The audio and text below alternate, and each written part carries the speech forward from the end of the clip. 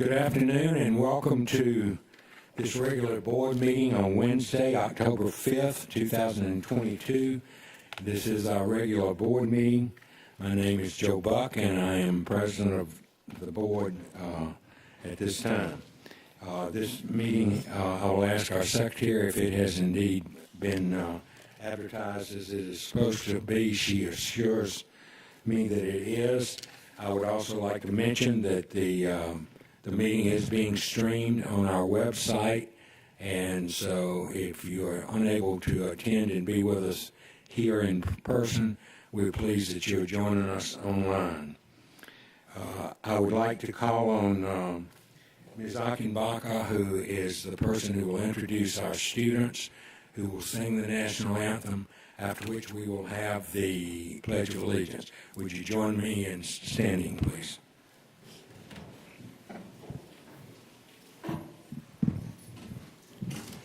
Good afternoon. Today we welcome the Garrison Voices under the direction of Mr. John Tisbert from the EF Garrison School for the Arts. They will be performing the national anthem this afternoon. Garrison Voices is composed of students in the 7th and 8th grades, representing both of their vocal and piano programs. They have received consistent superior ratings at GMEA performance evaluations since the school's opening. Mr. Tisbert, affectionately known as Tiz, is in his 39th year of teaching. He has taught in the Savannah-Chatham County Public School System since 2003. He is a national board certified teacher, early adolescence through young adulthood. Mrs. Erica Gillette and Mr. Jared Hall, both music teachers at Garrison, have also instructed and supported the Garrison Voices in preparation for this event and are here with us today. We thank the students, staff, and parents for their tremendous dedication to music and to the district. Will you please remain standing after the national anthem for the Pledge of Allegiance? Thank you.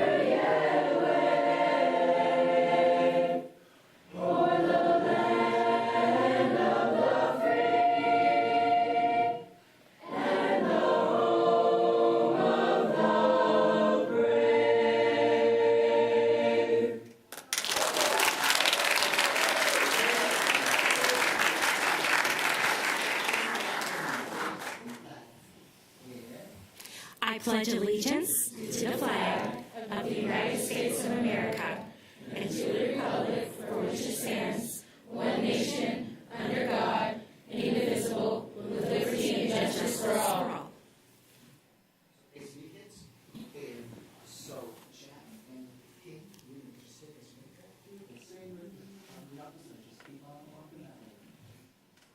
Thank you very much.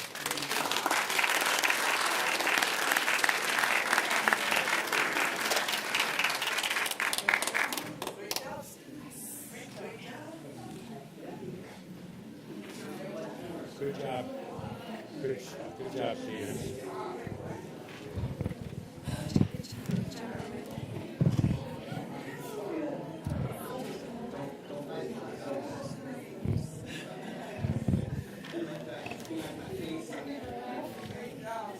Good job.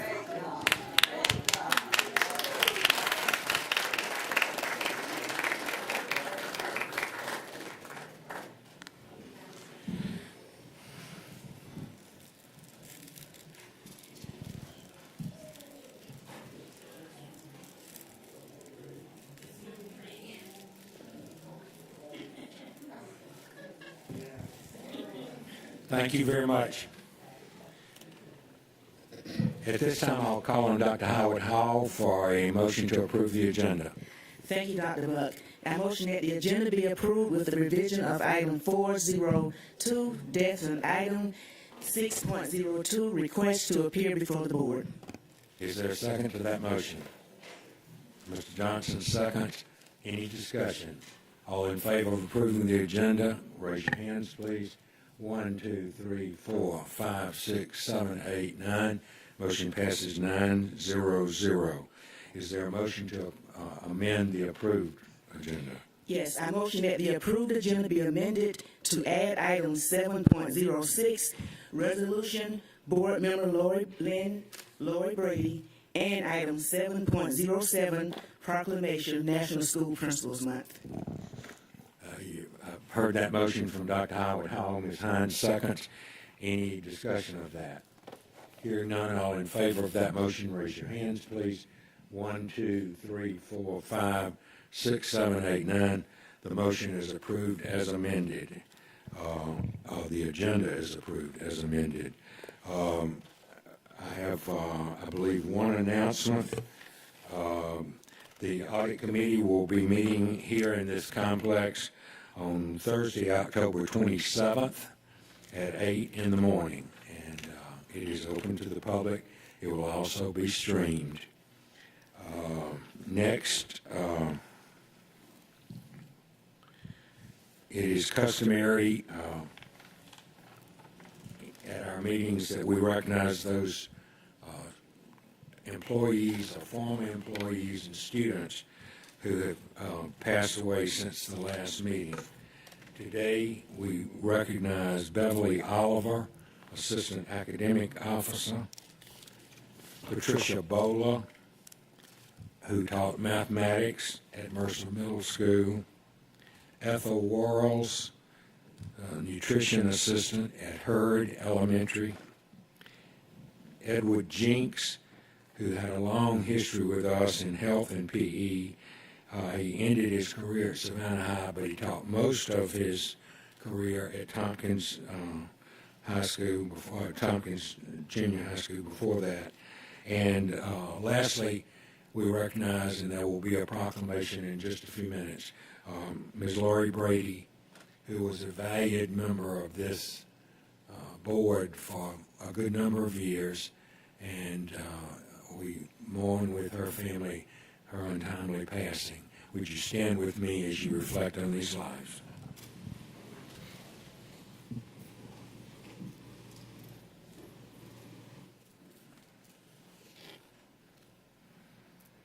Thank you.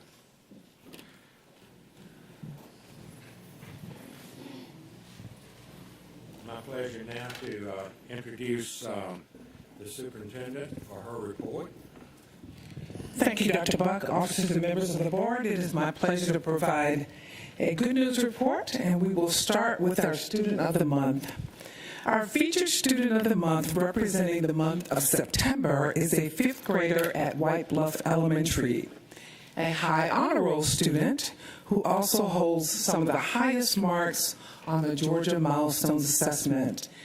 She's also a part of the Media Festival winners at the county and state level, and that was in 2021. Her positive attitude and leadership qualities extend into her community service as a Girl Scout. She has been a student at White Bluff Elementary since pre-K and a member of their gifted programs since kindergarten. Her nominator says she is enthusiastic and enjoys school.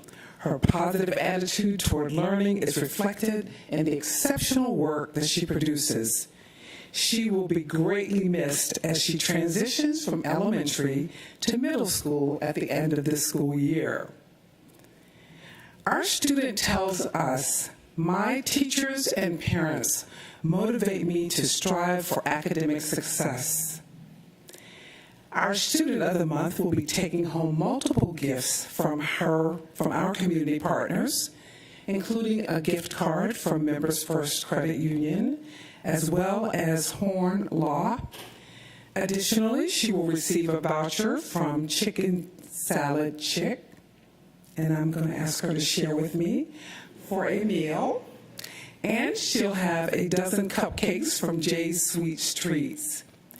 She and students of her English language arts class will receive printed copies of her favorite book, I Survived the Wellington Avalanche, 1910, sponsored by our longtime supporter, E. Shaver Booksellers.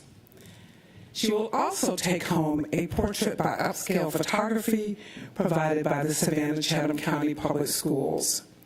We are proud to announce and introduce you to the Students of the Month for September 2022, Miss Lauren Magwood. Lauren, if you will come forward, please.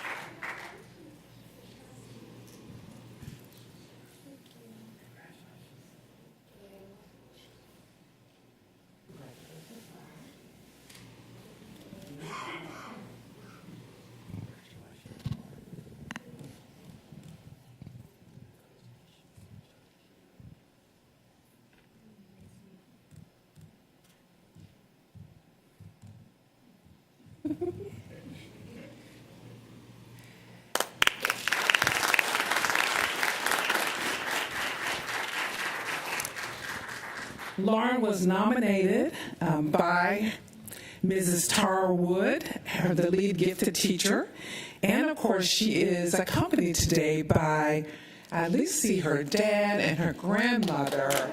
They are here.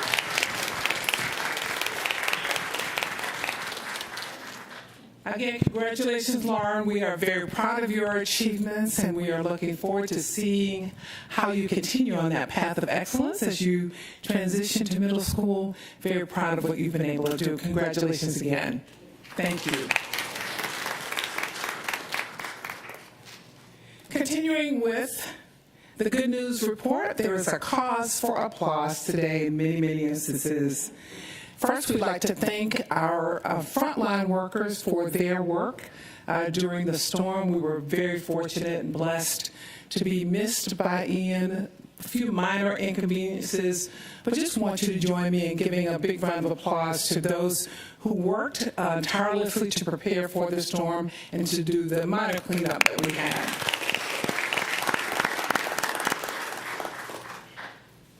We also want to thank our partners who were certainly along with us on the front lines to ensure that we were all prepared and safe. On Monday, September 26th, SCCPSS kicked off All Aboard the Reading Express at HES K-8 with a book distribution, especially for our ELL students. This book distribution was the first of several community literacy initiatives to follow through on our All Aboard the Reading Express grant federal funding. The grant also supports a partnership with Curtis V. Cooper Health Clinics and SCCPSS to provide books at annual visits from birth to age 4. Also on Monday, September 26th, we officially announced the new Members First Credit Union branch at Woodville Tompkins, and we shared that information with the local media. This student-run branch is aligned with our strategic goals that seek to increase work-life experiences and create opportunities for students that enhance their life skills, like financial literacy. We were also pleased to raise the flag of learning and liberty at Charles Ellis Montessori on Wednesday, September 22nd. Teacher of the Year, Beth Whalen, delivered inspiring remarks, and the students gave an impressive performance of the Montessori Peace Song. We will host the Teacher of the Year reception for 2024 Teacher of the Year on Thursday, October 13th at the Woodville Tompkins Gym. This year-round activity, which is headed by our communications department, helps us to continue to shine a light on all of our teachers. Some of our talented Savannah Arts Academy students have had 2 films selected from over 2,500 submissions for the Best Comedy and Drama categories for this year's All-American High School Film Festival. The student films were created in the school's film and television class over the last school year. The two films selected, The Caddington Academy and The Slip Up, can be viewed on YouTube.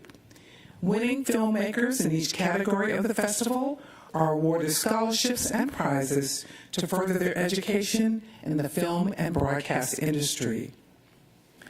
Students and staff at Jenkins High School who may be craving a good cup of coffee or a good cup of joe now have an in-house solution, and I can personally attest to their customer service and to their coffee.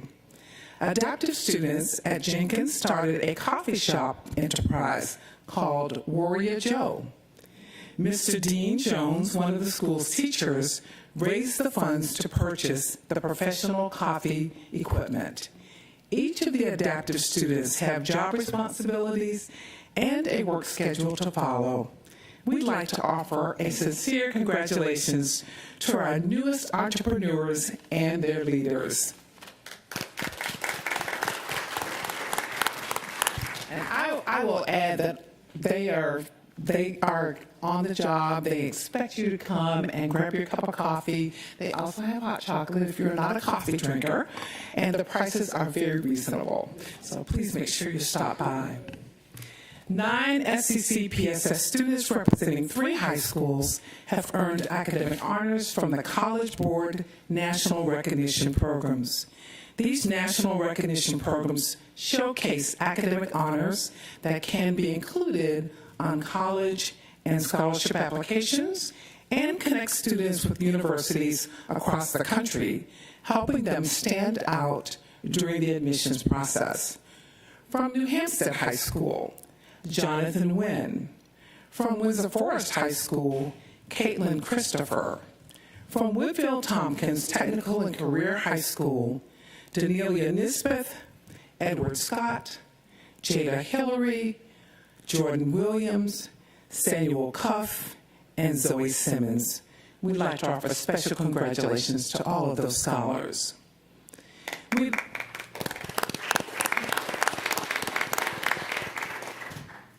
We'd like to offer a special thanks to the United Way of the Coastal Empire for their most recent joint effort with Savannah-Chatham County Public Schools.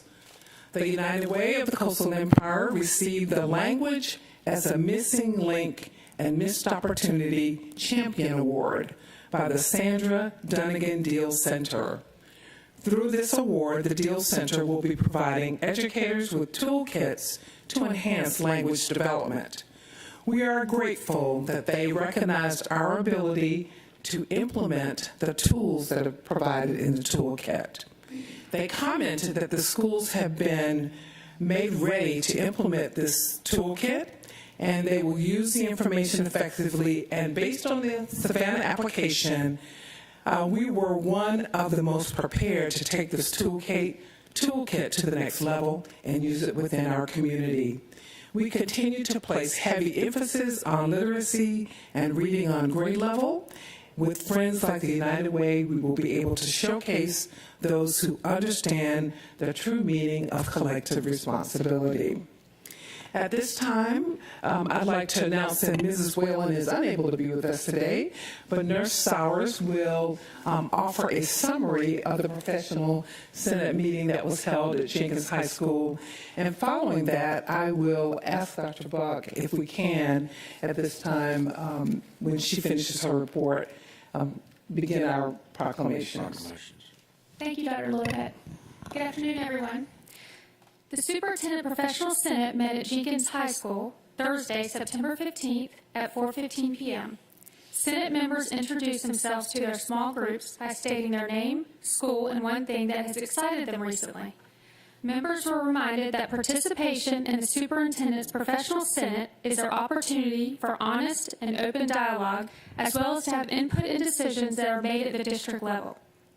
Senate members were then asked to discuss and record GLOWs, or positive things that they are seeing this year, and topics to be considered for future professional Senate meetings. A summary of the comments were as follows. There were many glows or positive things. Some of them were field trips are back, partnerships with Loop It Up, parents are back in the building offering support, there's a feeling of team effort, administration is more visible in supporting challenging behaviors, e-learning day was a success, positive discipline book study. Some suggestions for future topics: review digital learning and testing platforms for best practices concerning student-teacher use, teacher burnout, lack of time, teachers have an increasing amount of work with decreasing amounts of time, review approaches for working with students who are not on a college track, review compensation opportunities for teachers who are covering other classes.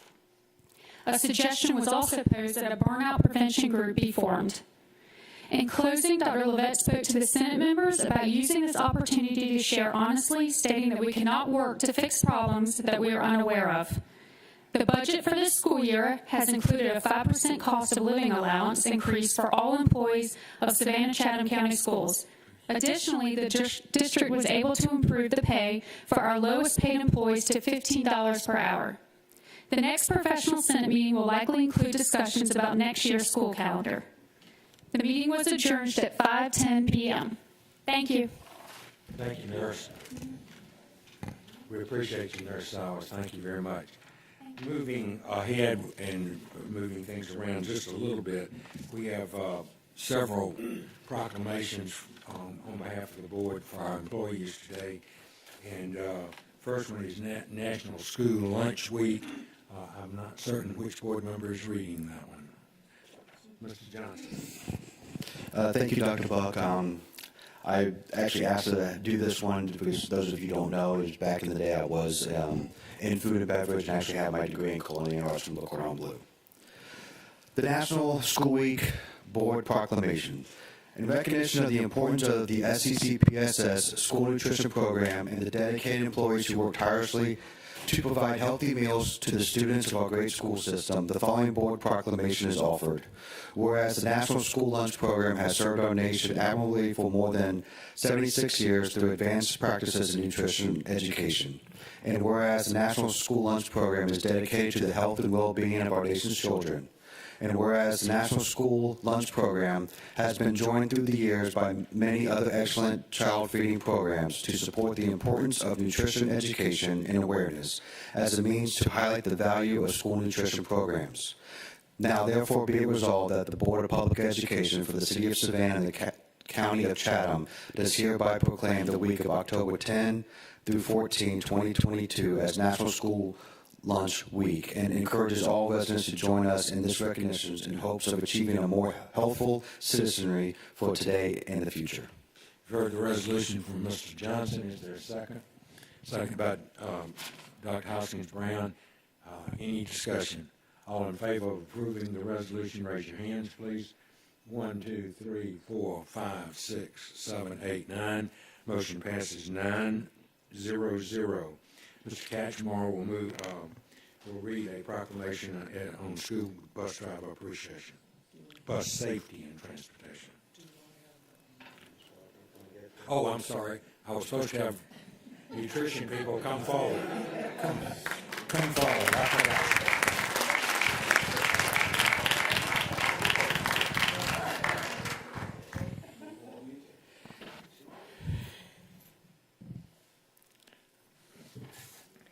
I know that we have Ms. Doe, Ms. Schumann, Ms. Young, and other people that I don't have on my list, but we will applaud them all.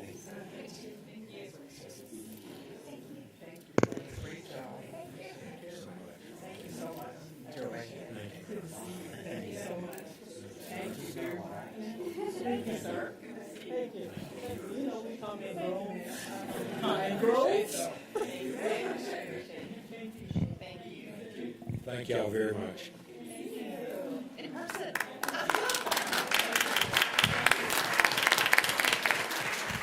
Now Mr. Catchmore will do the next proclamation. This is a proclamation for school bus safety and transportation appreciation. Whereas Savannah-Chatham County public school bus drivers are a vital part of our public school system, traveling millions of miles, transporting thousands of students each day during the school year to and from school and to and from other school-sanctioned activities. And whereas during times where instructional operations are disrupted, the Transportation Department is always at the ready to offer services for our families, such as delivering thousands of meals to ensure students have food throughout the COVID-19 pandemic.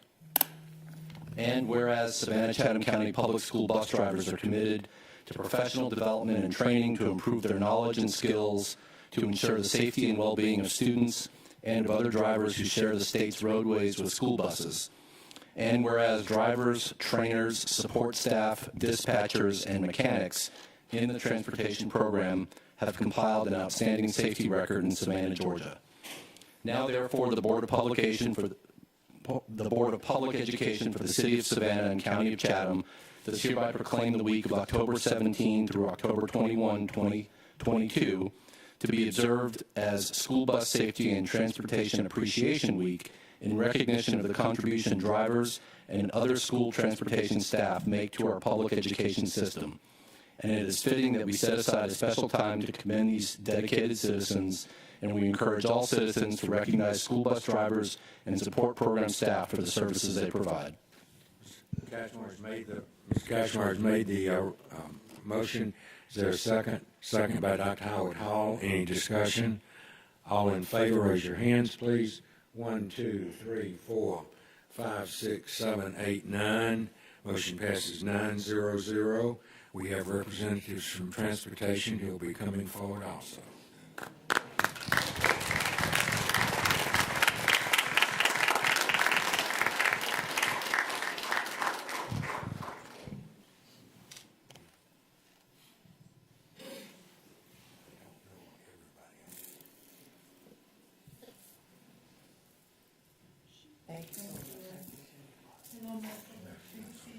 Thank you, Ms. Tammy. Appreciate you. Oh, my goodness.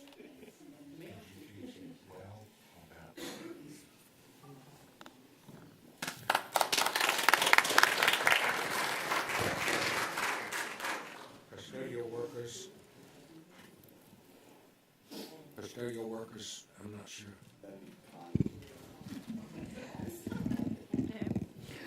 Whereas custodial workers operate behind the scenes, and we want them to know how appreciated they are for the hard work they do day after day, keeping schools clean and well maintained.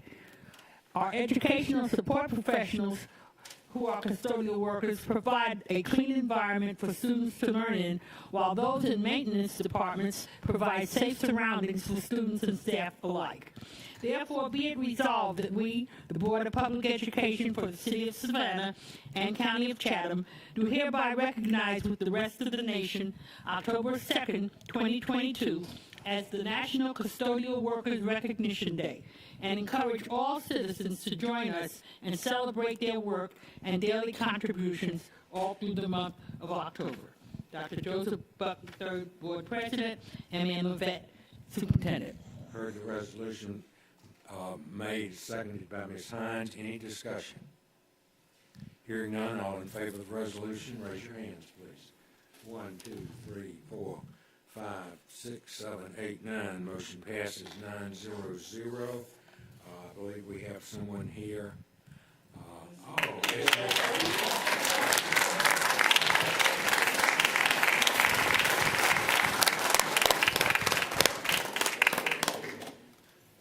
This is Miss Linda, and she takes care of us all. Thank you.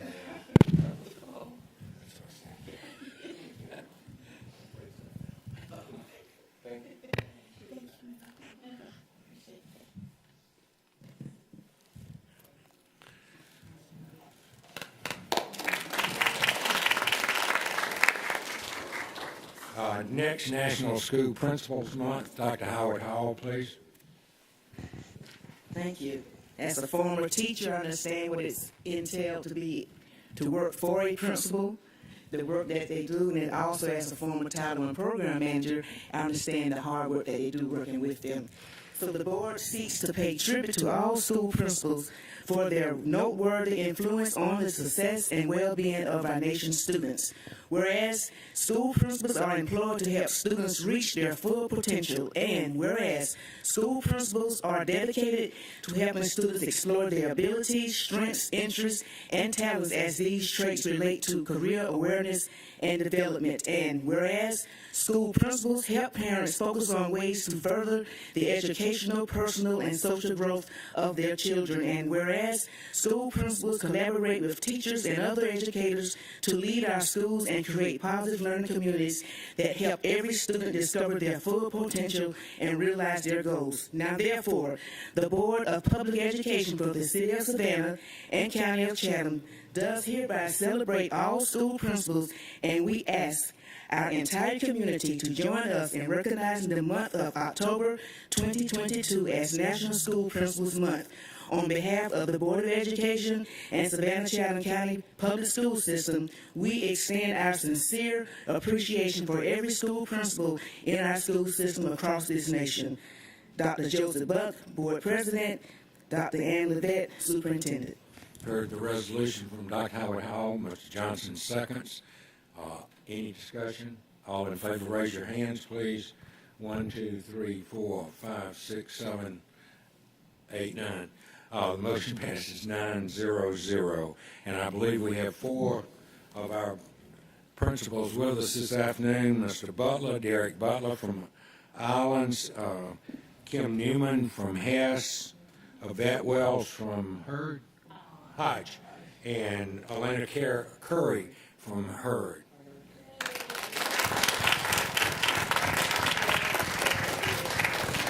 And Robert Lewis from White Bluff.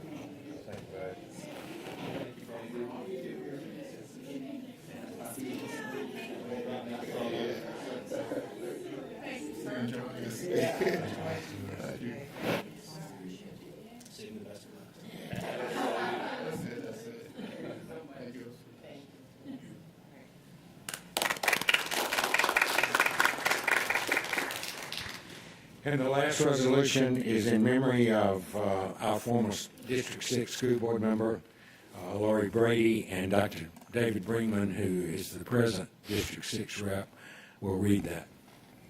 Resolution in celebration of former board member Ms. Lori Brady. Whereas our community lost a valued public servant on September 29, 2022, with the passing of Ms. Lori Brady. And whereas her commitment as a strong advocate for children and belief in the public school system served as the foundation for her work to improve our community. And whereas she is characterized as driven, enthusiastic, and passionate. And whereas she will be known as an individual committed to doing the right thing through governance that stands for the improved outcomes of all others. And whereas as a graduate of Windsor Forest High School, contributing professionally and through public service to this community, she will be remembered as a champion for public education, striving to provide opportunities that will contribute to the successful futures for our youth. And whereas she served as a member of the Board of Public Education as a District 6 school board representative from January 1, 1997 until December 31st, 2012, and whereas her commitment to serve continued through leadership roles including Board Vice President Pro Tem and as the board's legislative liaison. And whereas she continued her public work immediately after leaving her seat on the board by serving one term as a District 6 County Commissioner. And whereas her impact as a public servant proved beneficial to our community. Now be it resolved, by the way of this resolution on this 5th day of October 2022, that the Board of Public Education recognizes the achievements and contributions of Lori Brady to our school system, the County of Chatham, and the City of Savannah, and to the great state of Georgia. And be it further resolved that the board does hereby express appreciation and gratitude for those contributions and for the service given by Ms. Lori. You've heard the resolution. Is there a second, please? Second by Dr. Hoskins Brown. All in favor of that resolution, raise your hands. 1, 2, 3, 4, 5, 6, 7, 8, 9. Passes 9-0-0. Dr. Hoskins Brown. I'd like to make Let her in there. Okay. It is an honor and privilege to sit in this seat where Lori sat and where her father also sat. And I thank the citizens of Chatham County for passing East Plus 4 because both of them knew the realization of a new Windsor Forest High School before they passed. And it will be my duty to make sure that both of their passions will be poured into that project and that they will be remembered when that building is open. Thank you. Thank you, David. Dr. Hudson, Thank you. Thank you so much. In addition to being a colleague on this board, Lori was a classmate of mine in Leadership Savannah. And in fact, she was one of the first persons that I remembered from that class. It was my first time meeting her. And there, as on the board, you knew she was in the room when she was in the room. And I finally remember when I first got on the board that I was brand new, and I pondered, should I wear sensible shoes? Because nobody sees our feet. So I was thinking about that as I was coming to my first meetings. And the next meeting after I thought about that, I see her come in and she has on 3-inch zebra heels. And I thought to myself, I said, okay, the shoe game is on. It is on because she has showed me what I need to do. Lori was committed to her beliefs. She was ardent, and I know that we're going to remember her. thank you. Any other comments before we move on? It is interesting that both Ms. Lauer, her father, and Lori both served in that seat, and everything that has been said is certainly true. Ardent for both of them, I think, describes what they felt and why they ran and why they continue to serve. And we will indeed miss their counsel, we will miss their experience, and we will miss their own view of the world that was so important. So, thank you. Moving on, you have anything else? Moving on to appearances before the board.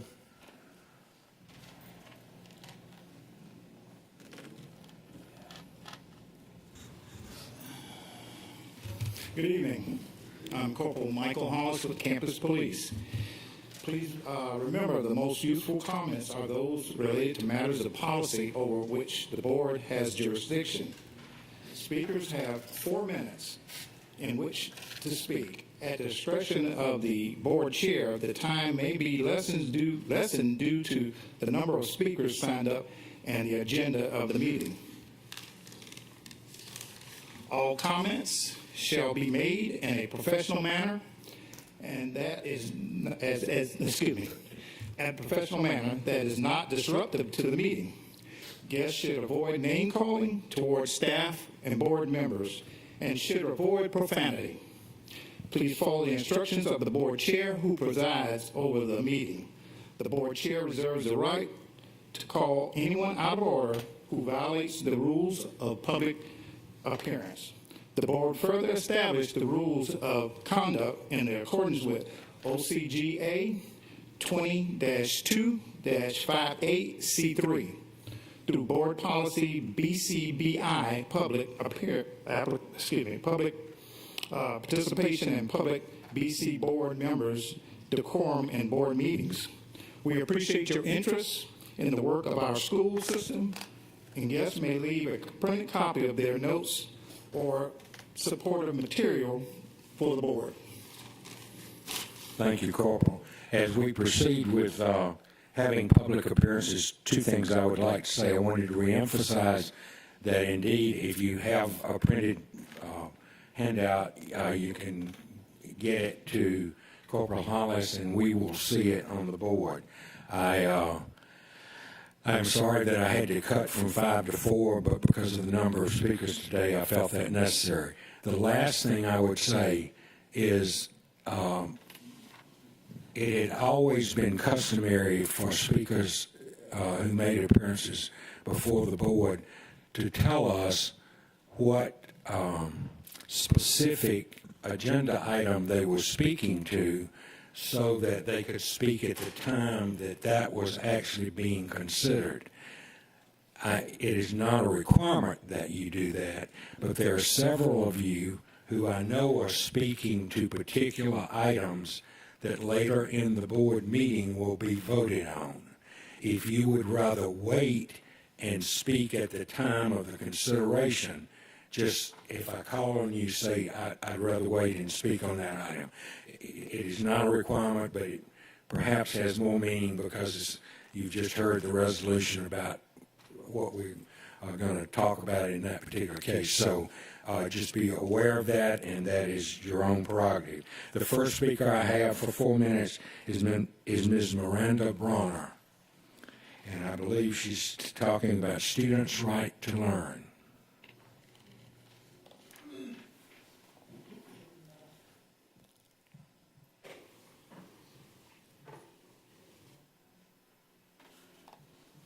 Welcome, Ms. Bronner. Thank you. Hi, everyone. Can you hear me? Yes. Okay.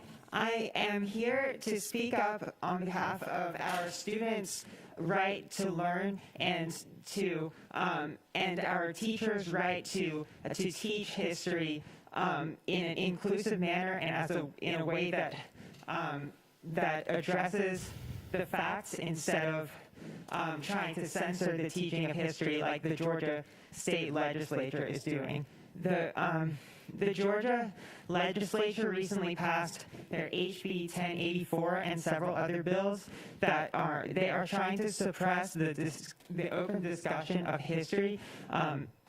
They say that they're trying to protect students, but they are not. They're trying to protect their own privileges and their own power as legislators. They represent a small minority who are trying to stifle democracy, and they are going against the constitutional rights to freedom of speech. They're outlined in the U.S. and Georgia constitutions. So I urge you to please resist House Bill 1084 and other laws like this.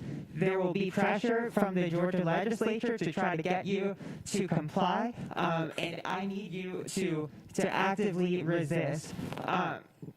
They say that they don't want people teaching divisive concepts in classes. I need you to let the teachers teach the truth and do not let the Georgia legislature try to silence them. Thank you very much, Ms. Bronner. The next speaker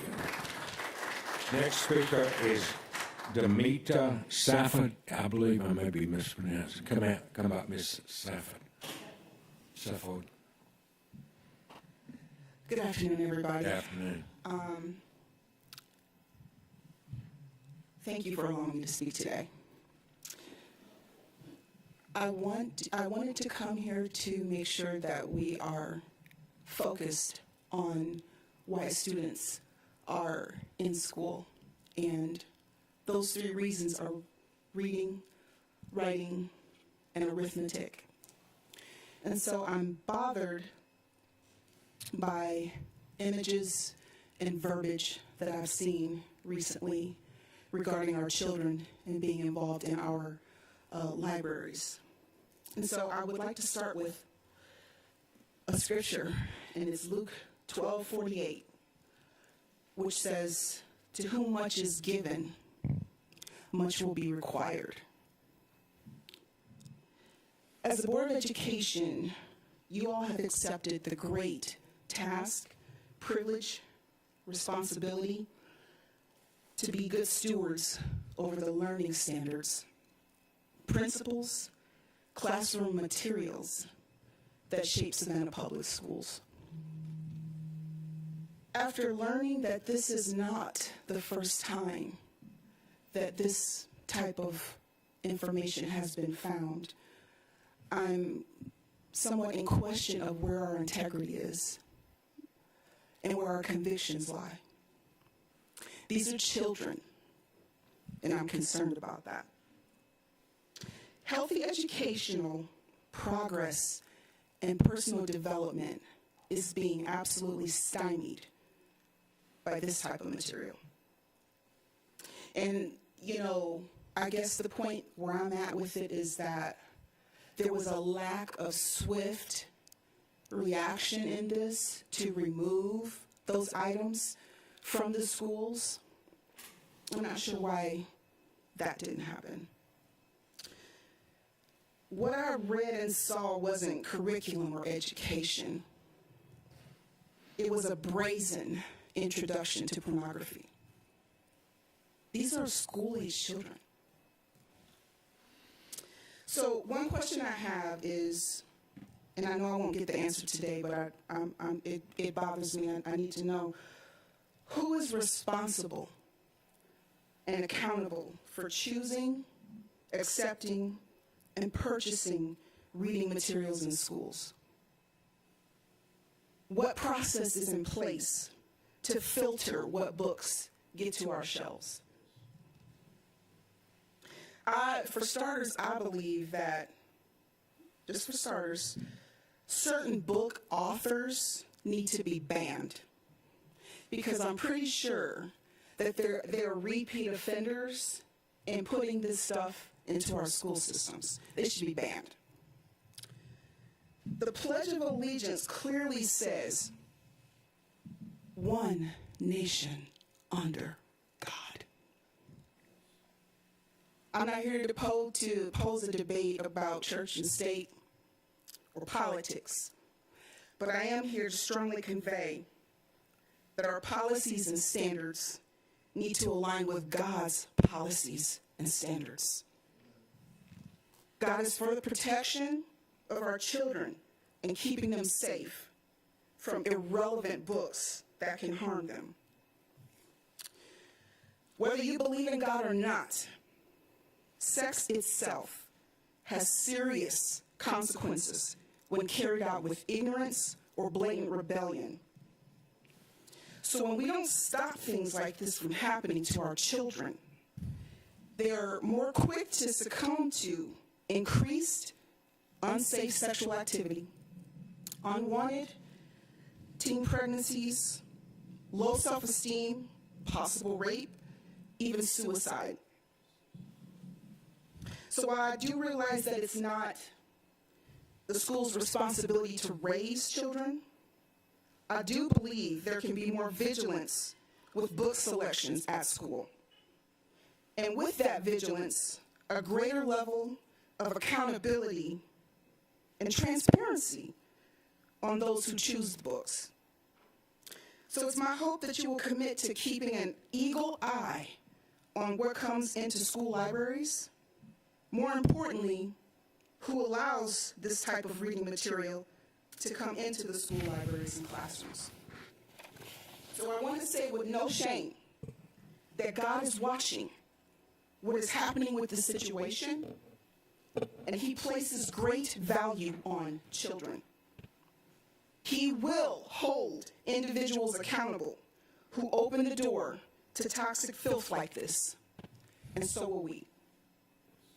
Lastly, I want to strongly encourage local churches to wholeheartedly and boldly engage in fasting and prayer over this situation. Going forward, let's pray for the exposure and swift removal of anybody who condones the purchasing and implementation of these types of materials in our schools. We need the right people in place to ensure learning environments remain focused on producing better and more intelligent people in society. Thank you for your time.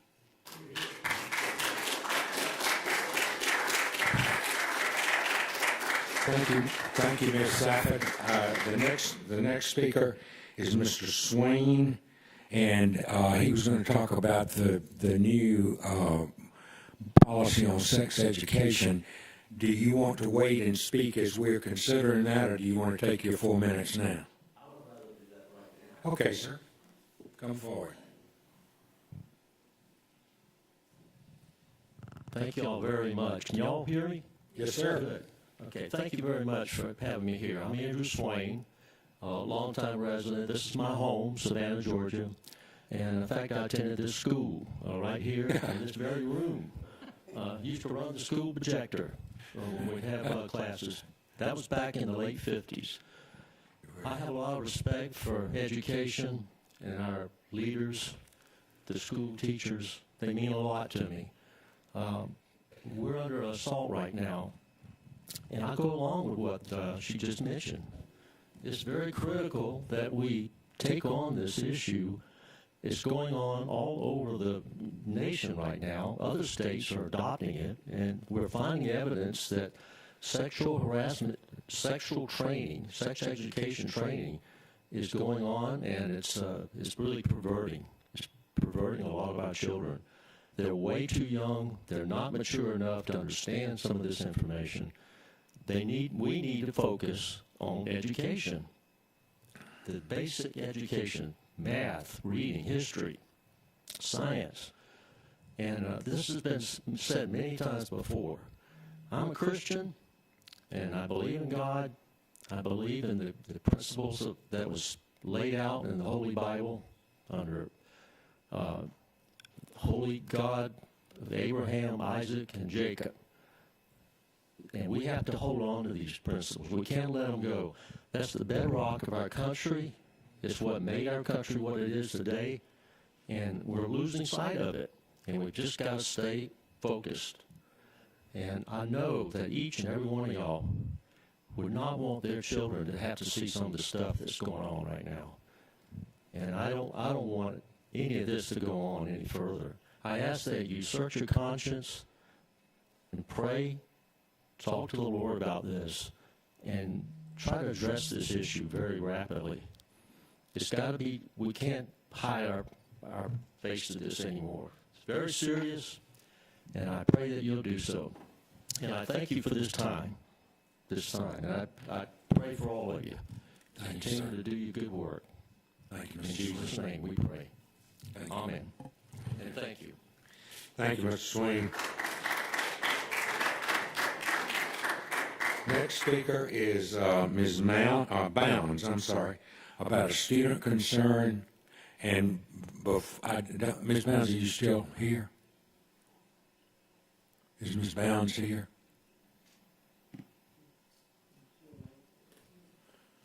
Okay, I will just move on then. Todd, I can't read the last name, from Susie King Taylor.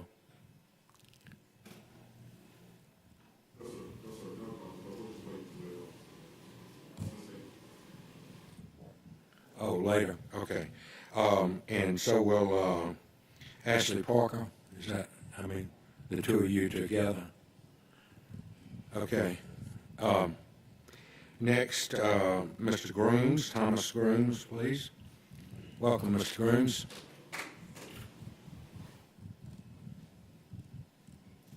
Thank you. It's an honor to be here.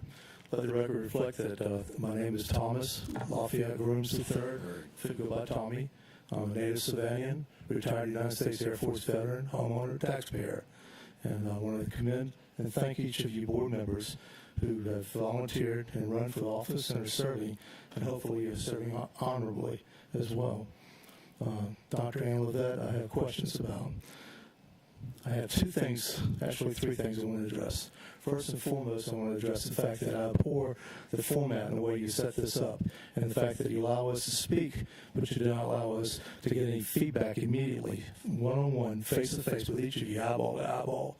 I'd like to get a response on things, and I'm sure a lot of my other fellow citizens here feel the same way. I'd like to be able to ask you pertinent questions and let it go on record, be on file, be on public record of what you say and where you stand, and what are you going to do about these particular issues that we present.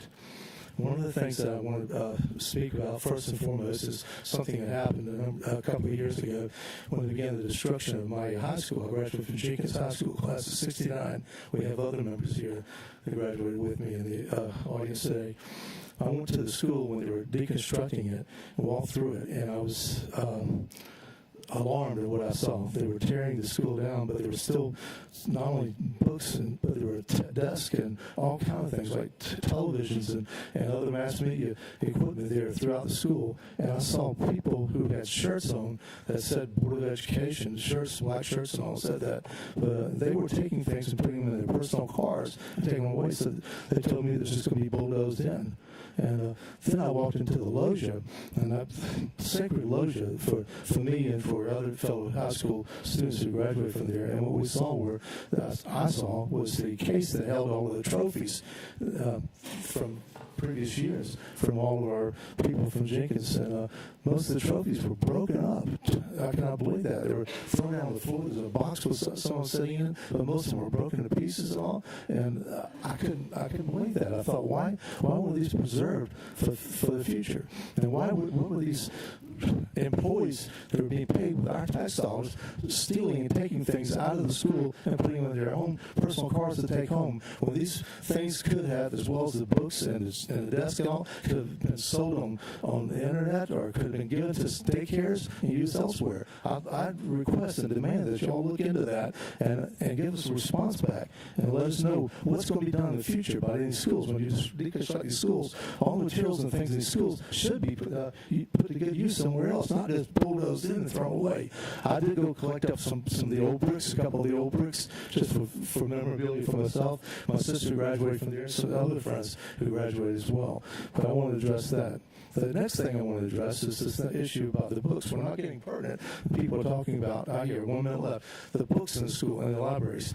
It's abhorrent what's there. This was addressed, we came before you earlier this year, Dr. Buck and the rest of you, and addressed this very same issue. Never heard anything done about it, and then we've had people going back in the schools, and Beth Matroni is going to speak about it, and she's going to tell you what schools and what books are there. And they definitely are still there with pornography on them in these libraries. And these children have this to their play, to be able to look at it at any time. And that's terrible. I just can't believe that. How can you do that? How can you face God? How can you face yourself in the mirror knowing this is going on and you're not doing anything about it? I'm asking you and demanding that you get whoever can do it, remove these books immediately from all these schools and make sure, like this gentleman, Andy, my brother back here, Andy Swain, spoke about, that you turn around and make sure from now on, and also that Amita talked about, that from now on that you make sure that nobody is allowing these kind of books to be placed in the schools for our children, because this is just terrible.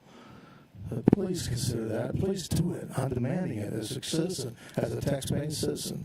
God bless you. I too pray for you. I pray for our schools, our community, and our nation. God bless you all. Thank you, Mr. Thomas Grooms.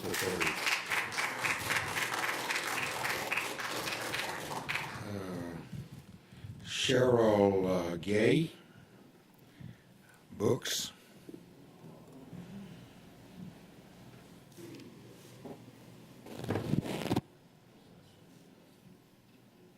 Can everybody hear me? It sounds not Yes, very ma'am. good back there.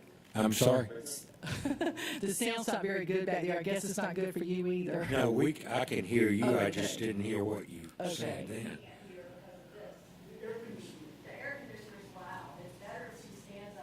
Sorry, if I go over there. I'd rather you stand here, please, ma'am, if Okay. you could. All right, I'll try and speak louder. Thank you. At the September meeting, I shared some content from a book called Lily and Duncan. It's found in 15 of our media centers, or your media centers. It's a book about a young boy who wants to transition to a girl, but his father is resistant. In the book, the boy's name is Tim, and he transitions to Lily.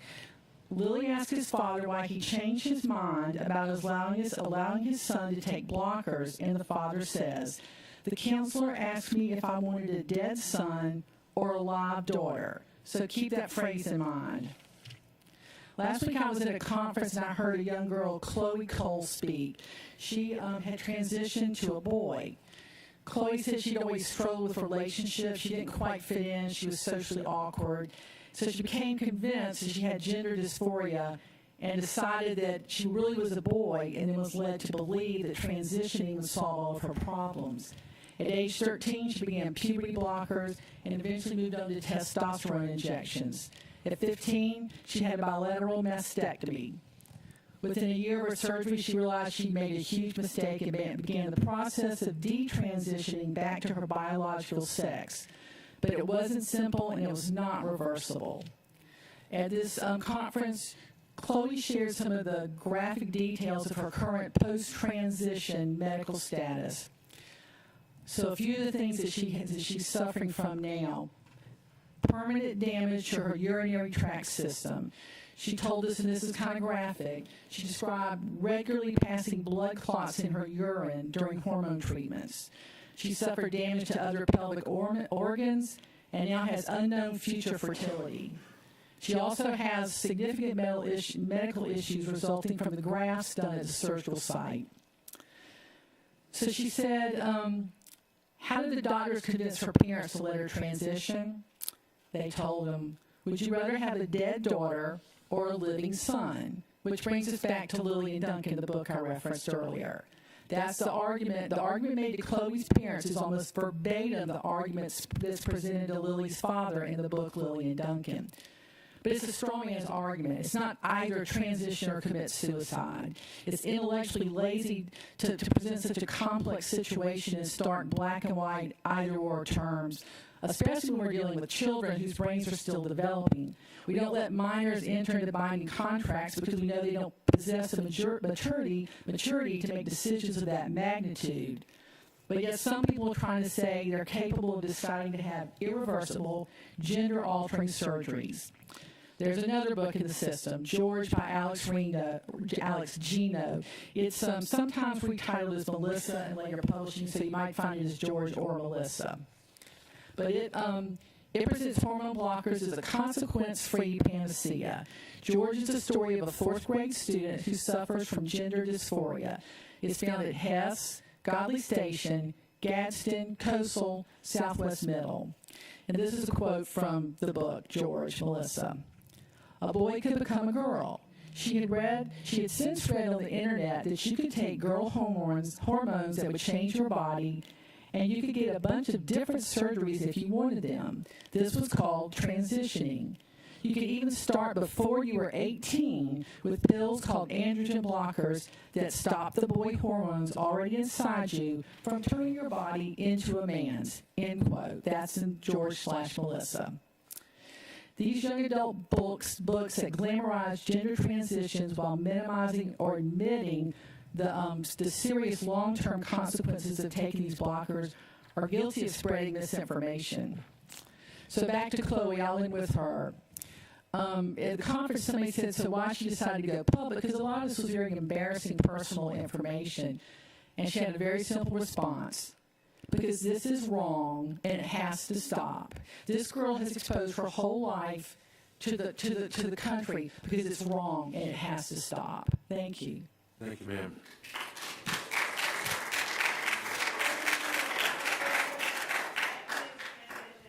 I'm going to ask as we continue, please try to stick to your 4 minutes. We've still got a full agenda of business to conduct, and we want to hear from you, and we want to hear what your concerns are, but we also have another long meeting. So, Ms. Mensel, Sandy Mensel, is that saying it right? Welcome.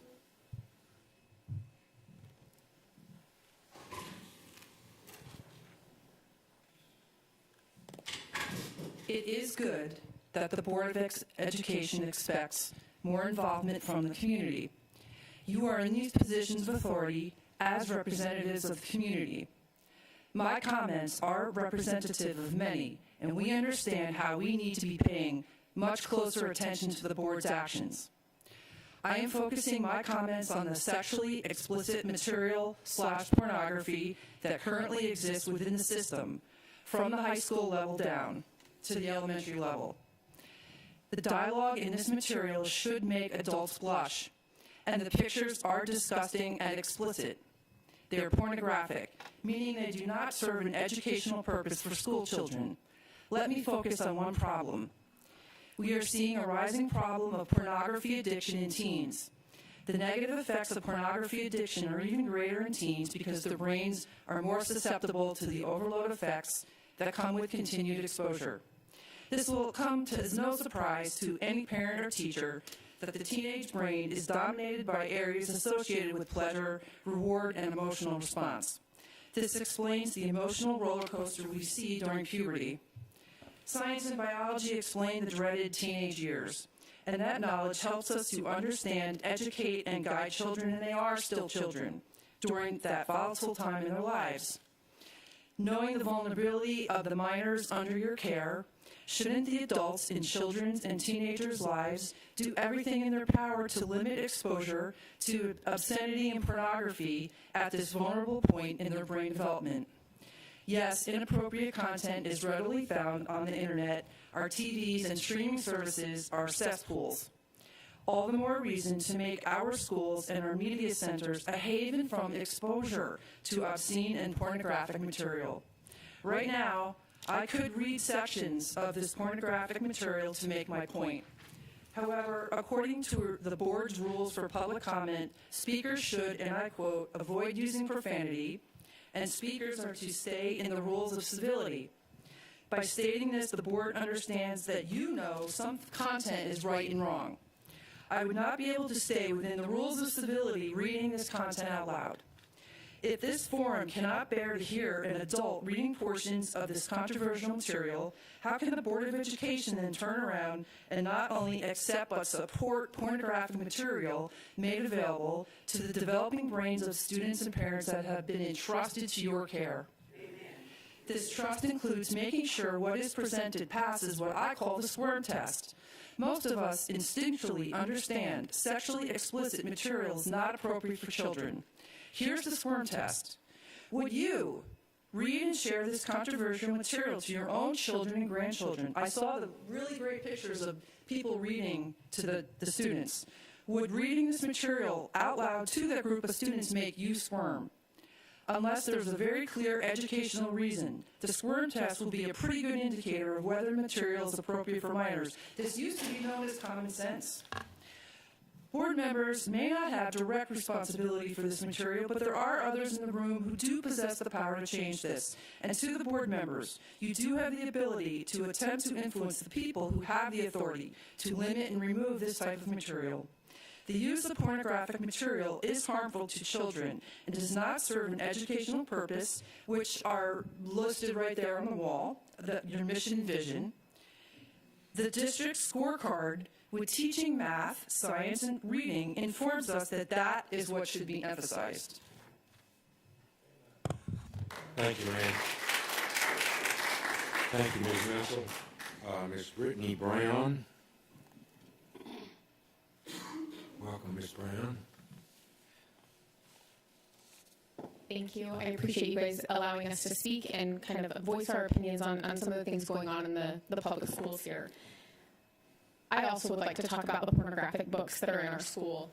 And as Sandy mentioned, I could read this, but for me, it's very embarrassing, and I can't. But I can't believe that we're allowing our children to have exposure to this. We have a huge problem in this country with us not protecting children. As adults, that is our main job, is to protect the kids. They can't protect themselves. And allowing this pornographic stuff to happen in our schools escalates a lot of the sexual activity, and it also teaches kids that things are okay that are not okay. And however this policy got passed, I don't believe that any of you were involved with it, but you guys have the power to fix this. You guys can create policy that can help protect kids and take these books out of our schools. And that's what I'm asking you guys to do. And I'm not sure when we can hear further about what the action that could be taken in regards to these books. Since this has been brought up multiple times, I would love to hear from the board on when you think we could address this and hear some solutions to the problems that we're seeing in the schools.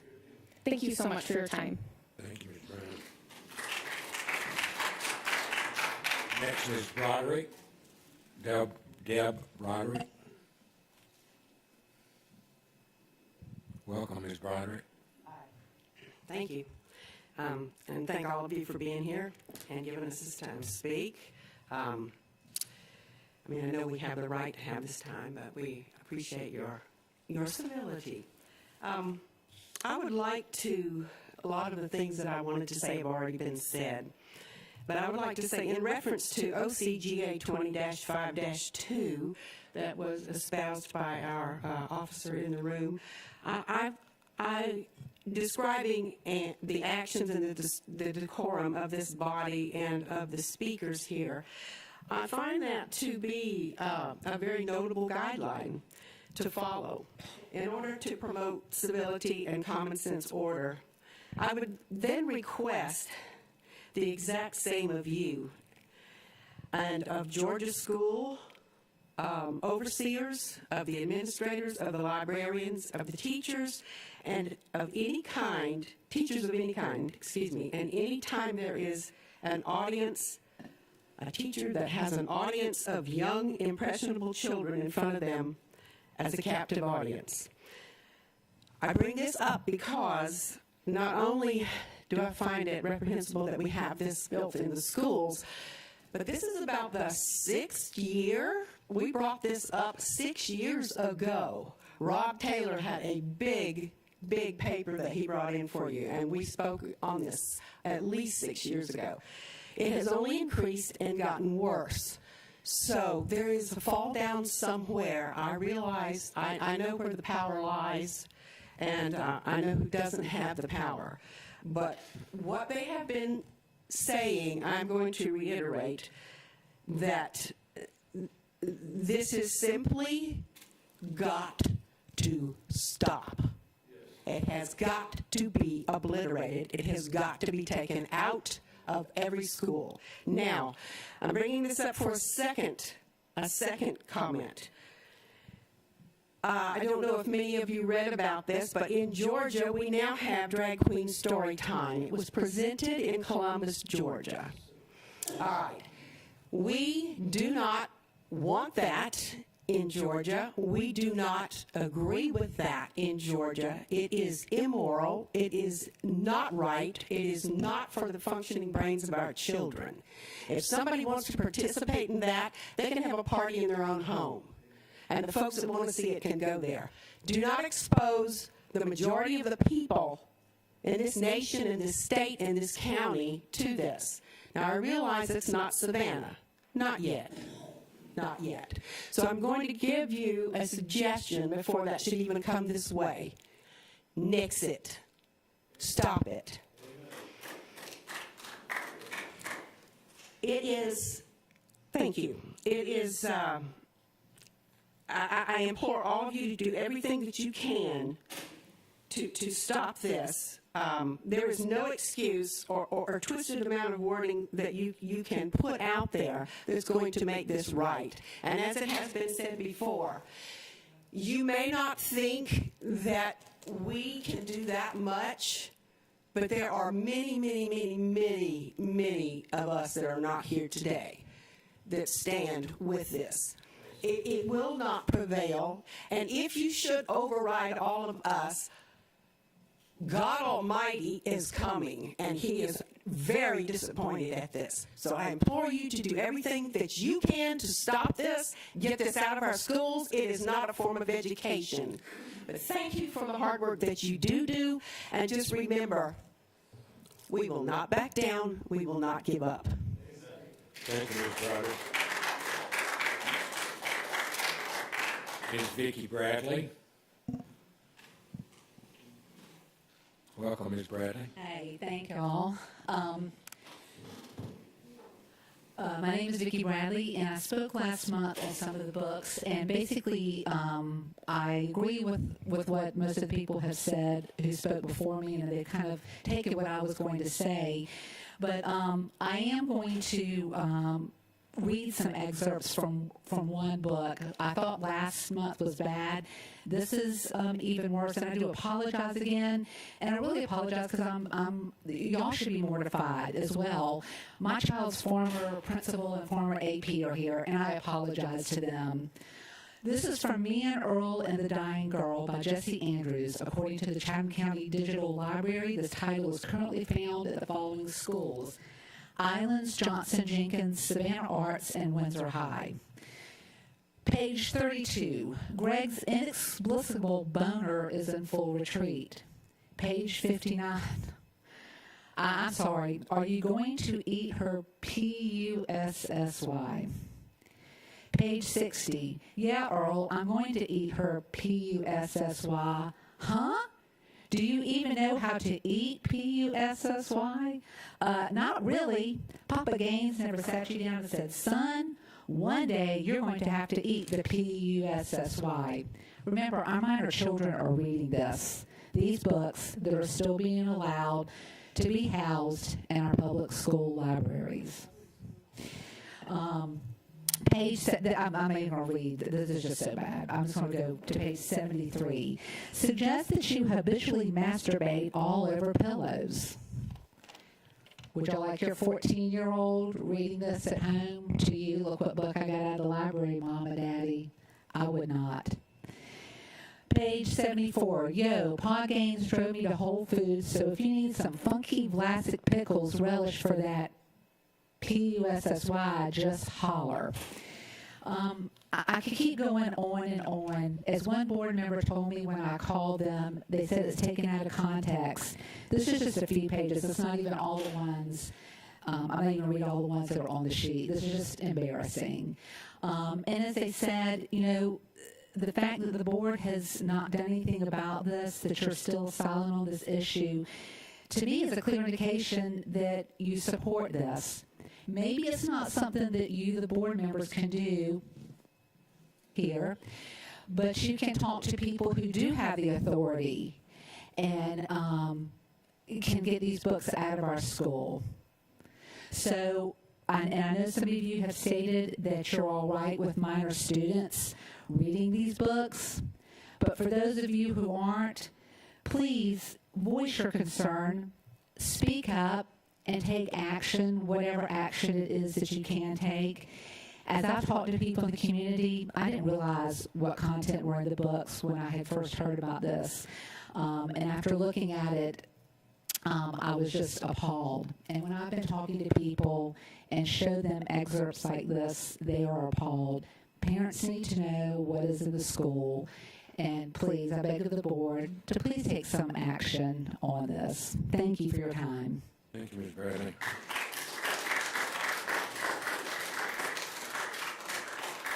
Next speaker is Ms. Margeroni, who had signed up earlier to talk about the performance on ELA. Welcome, Ms. Margeroni. Thank you.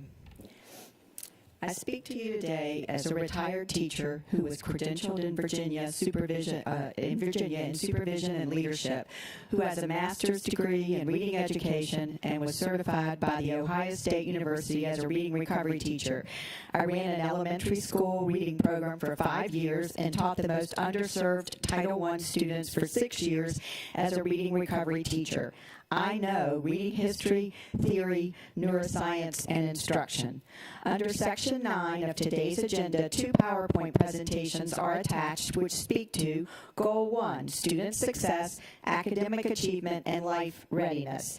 These 2 Savannah-Chatham County presentations address the district's Spring Georgia Milestones Assessment System Test Results, GMAS for short, and a reading on grade level update entitled Third Grade Reading. Let's dissect the Georgia Milestones Assessment System state results for Savannah-Chatham County. We will specifically address third grade reading and writing, known as ELA or English Language Arts, basically reading, as much research documents that reading proficiency at grade 3 specifically is an accurate predictor of graduation rates. For example, a long-term study by the Annie E. Casey Foundation found that students who were not proficient in reading by the end of third grade were 4 times more likely to drop out of high school than proficient readers. In fact, 88% of students who failed to earn a high school diploma were struggling readers in third grade.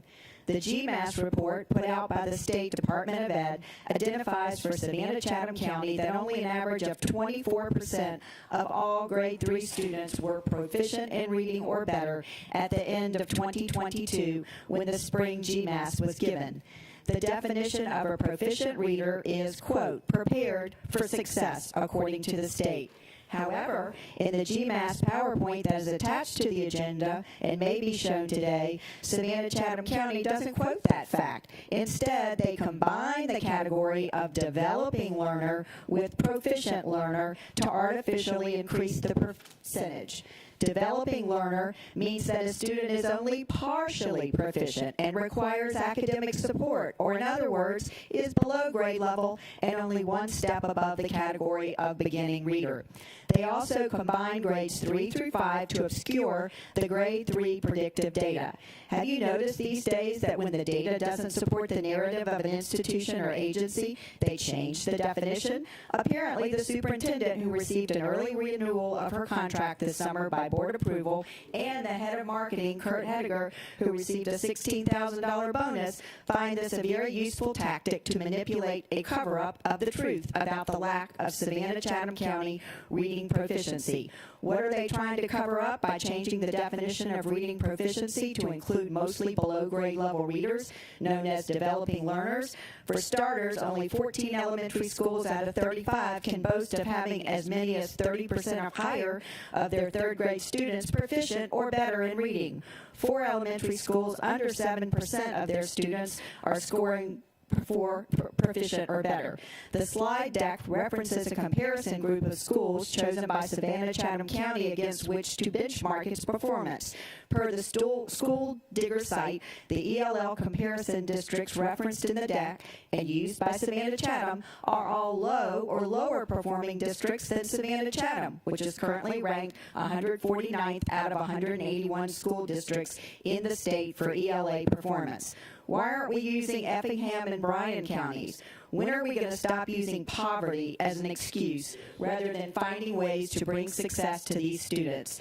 The second deck, entitled Third Grade Reading, Reading on Grade Level, tries to deceive as well. With the Lexile measurement used, this deck only addresses those reading at or above grade level, not the approximate 50% of the third graders reading below grade level. This deck also attempts to use iReady as a tool for measuring reading on grade level. iReady isn't a valid or reliable instrument for this purpose, and like it or not, the state rates our schools using GMAS, not iReady.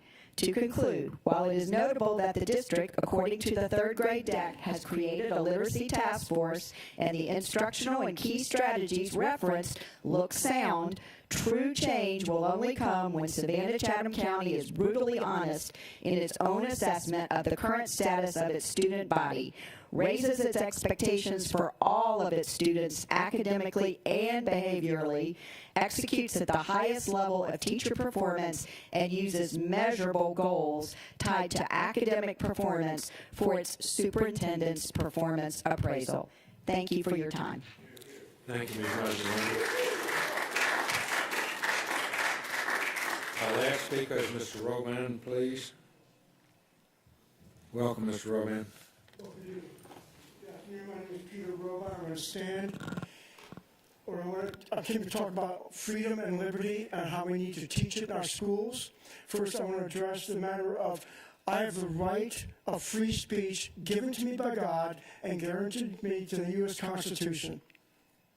And having these above here, I think, is intimidating. On the subject of money, I'm a working guy, and unlike you guys, it actually cost me money to be here this afternoon because I'm not at my job. On the subject of money, I'd like to remind everybody here about this disgraceful pay raise. Dr. Levitt, are you listening? Dr. Levitt appears not to be paying attention. I've watched her while everyone else is speaking. She's looking somewhere else. There's $300,000 a year. Anybody here makes $300,000 a year? And apparently that wasn't enough. You got a, 10% raise? $300,000 a year. Mind-boggling. That money should be clawed back. You should be fired because this is one of the worst performing school systems, not only in the state but in the country. On the subject of sex, let's connect the dots. Pornography, which is available in our school libraries, leads to promiscuity. Promiscuity leads to sexual activity. Sexual activity leads to pregnancy. Pregnancy leads to, according to your website, your counselors, leads to abortions. You are a conduit of clients to the abortion industry. That's what you are.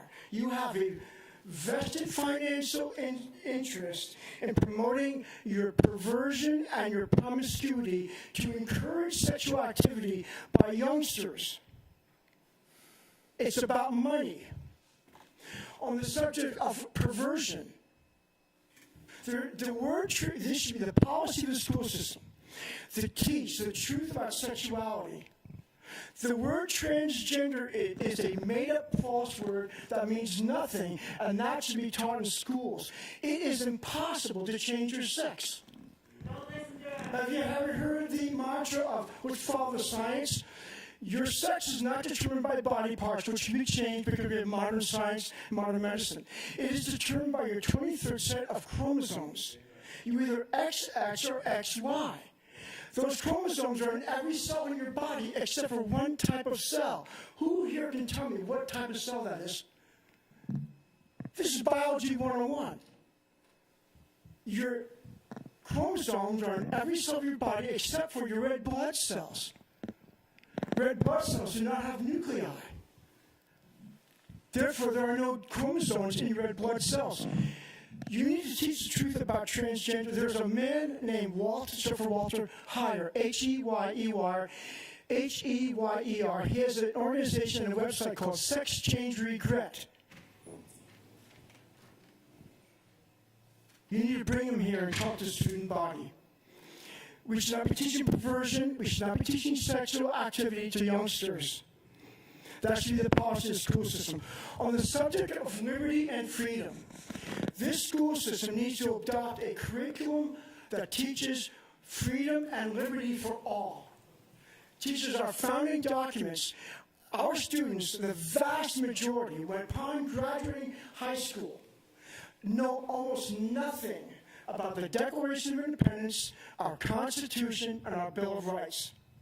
No student should graduate the system without a deep knowledge about our founding documents and the basic knowledge that this country is founded on Christianity, and it matters that this country is founded on Christianity. God is referenced 4 times in the Declaration of Independence, which I've memorized this entirety, and I'll be glad to come and recite it for you and explain it to you. I recited it from memory over 2,000 times. I request that I come and speak to all of you in front of an audience and give you a lesson about the Declaration of Independence. It matters that we are a Christian country. That should be taught in school. The evidence for that is by looking around the world and seeing whatever other countries are predominantly a different religion, such as India, which is predominantly Hindu and a portion Muslim with a small amount of Christians. They have an economic caste system. Imagine the psychological damage is done when hopelessness, when you know that wherever you're born, you're going to end up there. Whereas in America, the sky's the limit. Or in China, where the vast majority is, religion is Buddhist. Or under the Communist Party of China, it's atheism, rammed down your throat. On any one of the 57 members of the OIC, which is the Organization of Islamic Cooperation, there's almost no human rights in any Muslim country. That should be taught in school to emphasize how important it is to be a Christian country and have recognize that our founding fathers were Christians. This is a fundamental lesson that needs to be taught in schools, and you need to do that. I'm going to tell you something. This isn't a board. This is the Savannah County, Chatham County Public. That's your time, Mr. Robin. Thank you, sir.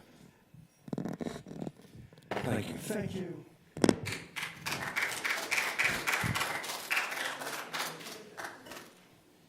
Next item on the agenda is there are 2 board matters, one on consideration of new policy. It's the first read on sex education, a second one on the possession of weapons. That's also a first read. I'm going to ask Mr. Pettigrew to present those, and we'll have our questions and move on. There is no vote on either one of those. Thank you, Mr. Board President. This is item 7.01 on your board's agenda. Remind that this is a first reader for the board's initial review. This is policy section that we're bringing forward to the board. It is a new policy, you will note, in part primarily because of some of the tweaks that were done in the recent legislative session under House Bill 287.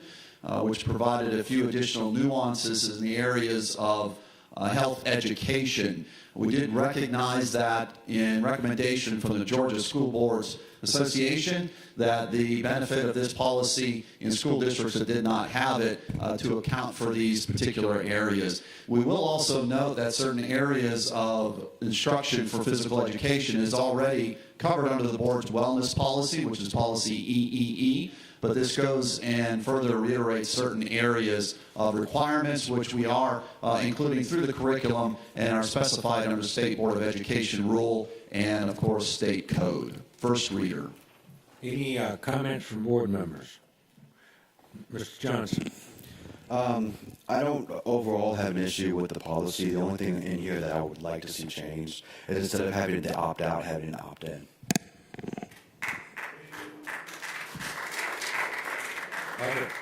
Other comments from board members about any of the policy?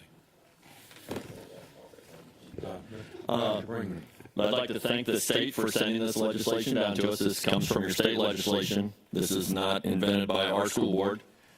We are following our state legislators that want us to teach science, and sex is part of science. Thank you, sir. Anybody else have comments? Remembering this is a first read. If you think about it more and have other comments, as we always do, please make certain that you get that staff so that we can talk about that at the next board meeting as we vote. Anything else on this particular policy? Next. Oh, I'm sorry. Oh, Dr. Howard Hall. I'm sorry. Yes, I'd just like to say that guardians would have a choice to allow his or her child to enroll in these courses. They have the choice to take them out. So I don't understand the difference in opting in and opting out. What's the difference? If it's in the curriculum, it's mandated from the state legislators that were elected in those offices. I really do believe that it's well written, thought out, and as I said, see prior to the parents or legal guardians making a choice to allow his or her child or ward to take the specified instruction. Not only that, they are given, the parents have the opportunity to look at the curriculum prior to making up their mind whether or not they want their child to enroll in those courses. Yes. Thank you. Ms. Hall? I agree that is definitely a big change in policy, whether you're opting in or opting out. And it's something that we need to take very seriously. And I would not approve of it unless we had to go to a vote on that.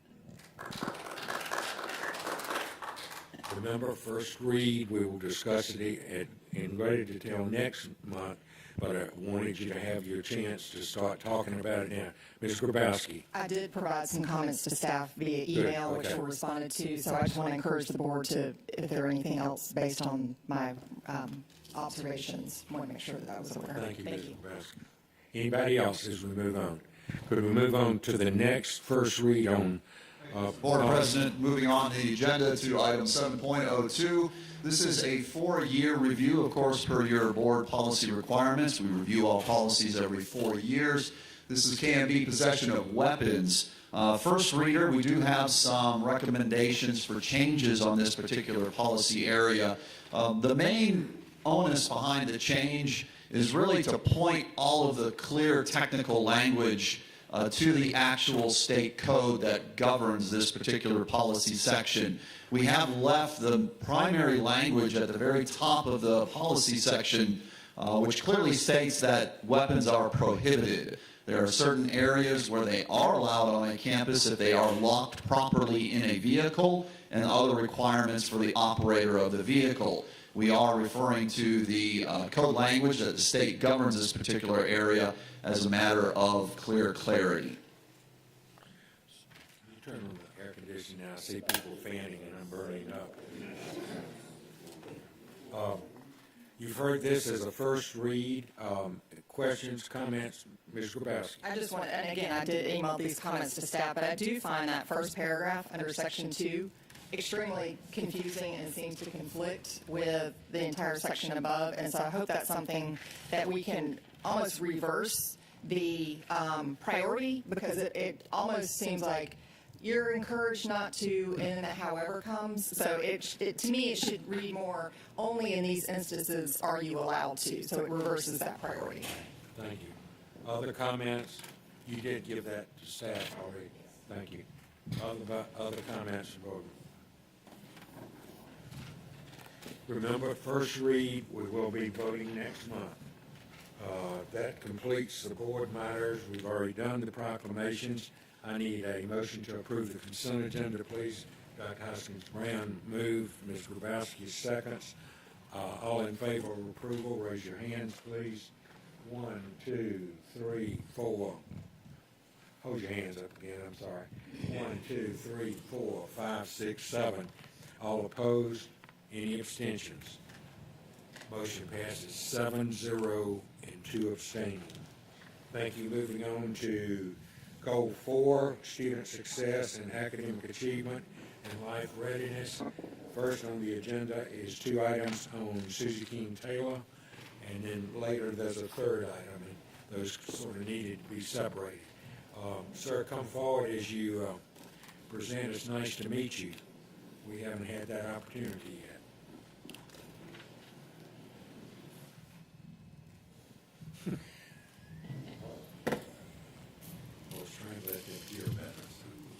Can everybody hear me? Yes, sir. Dr. Buck, how you doing today? I'm good. Appreciate it. Dr. Levette, nice to see you again. And distinguished board members. My name is Todd Pipkin.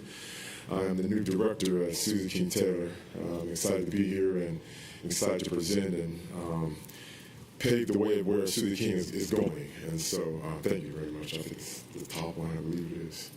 But before I get started, I just want to, when you transition from a new city, it's always unexpected.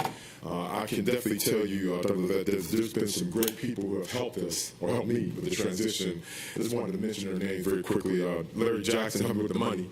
That's really important. Dr. May has been fantastic as being a liaison for us.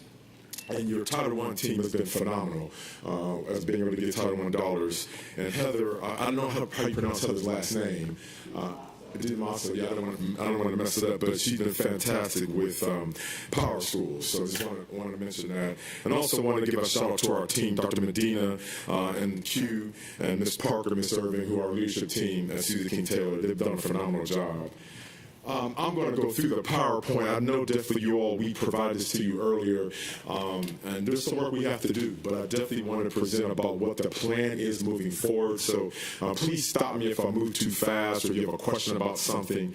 I can definitely answer that question. Of course, here's our agenda.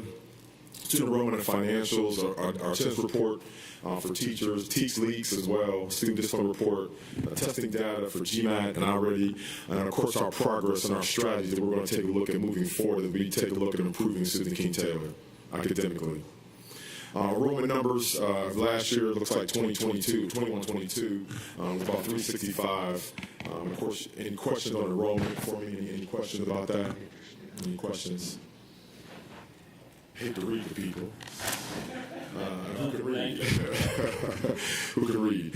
These are our financials, really in good shape financially. They did a really great job. We're going through our audit right now. I'm a strong believer that the balancing of the budget is very important to me, and staying under the budget is critical. And so these are our numbers as far as our budget and expenditures as well. Any questions, please let me know. Any questions at all?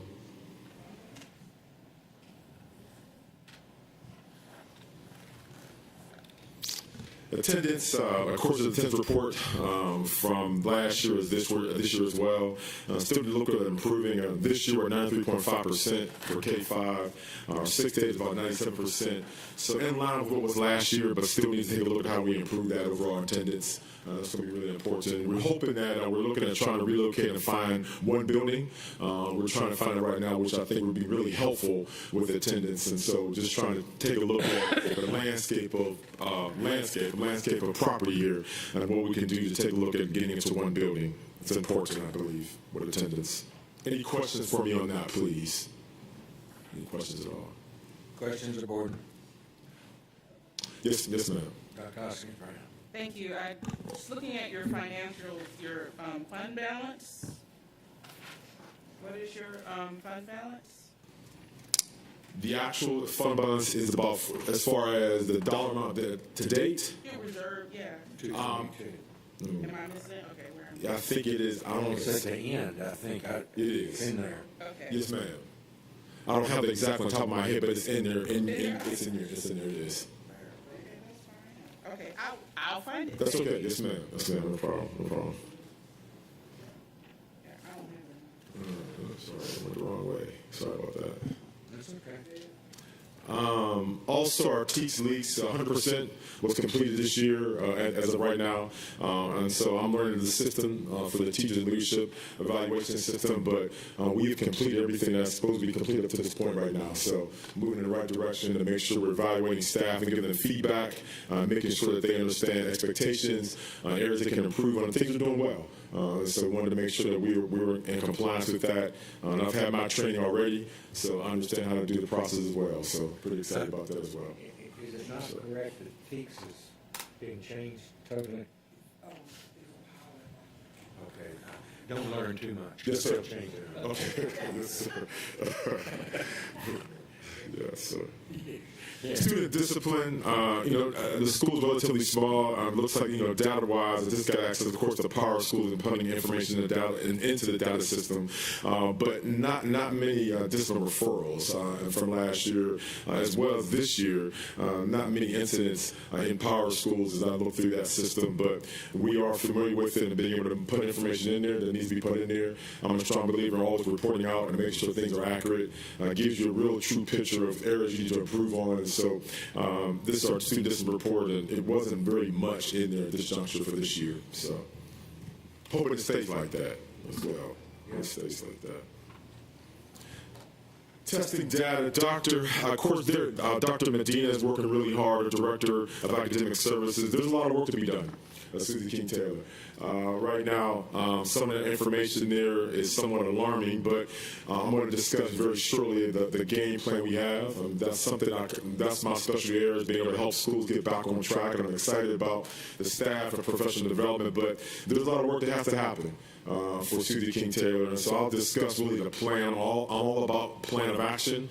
That's what I believe, how you move schools forward, no matter where the school's at, is all it can improve. And so there's a lot of work that has to happen for our students, for our parents, and I'm a strong believer. I was one of those kids that they said would never make it, and so I'm a strong believer. I take this personal, and so I'm a strong believer that they can make it if we provide the avenue and we provide the resources to help them. And you'll see very shortly all the things that we're putting in place to really move Susie King Taylor in the right direction. So the data you have, it is what it is. So it's our job now to take a look at how do we improve that to make it happen, and it can happen. I'm a strong believer change can happen if you believe change can happen. And our quote this year is believe. That's our statement this year. Our shirts have been made that we will believe to make it happen. Our students will believe, our staff will believe, and our parents will believe. And so definitely any questions on data, please let me know. Any questions? Questions? Questions at all? Again, more data for the K-8. We have a new assistant principal, Ashley Parker, who's done a phenomenal job. Really excited about some things she's doing with the staff. There were all new staff for the middle school, so pretty excited about that. So we do expect the improvement as well as the middle school for their data as well. Math. Reading scores as well. Math already. And the GMATs, of course, you all are very familiar with the overview. Beginning learners, developing learners, proficient learners, distinguished learners. These are our GMAT testing data. So we have a lot of work to do. A lot of students in the beginning stages, developing stages, some proficient, but we need to move the pendulum so we move progress forward, and that's going to be very important.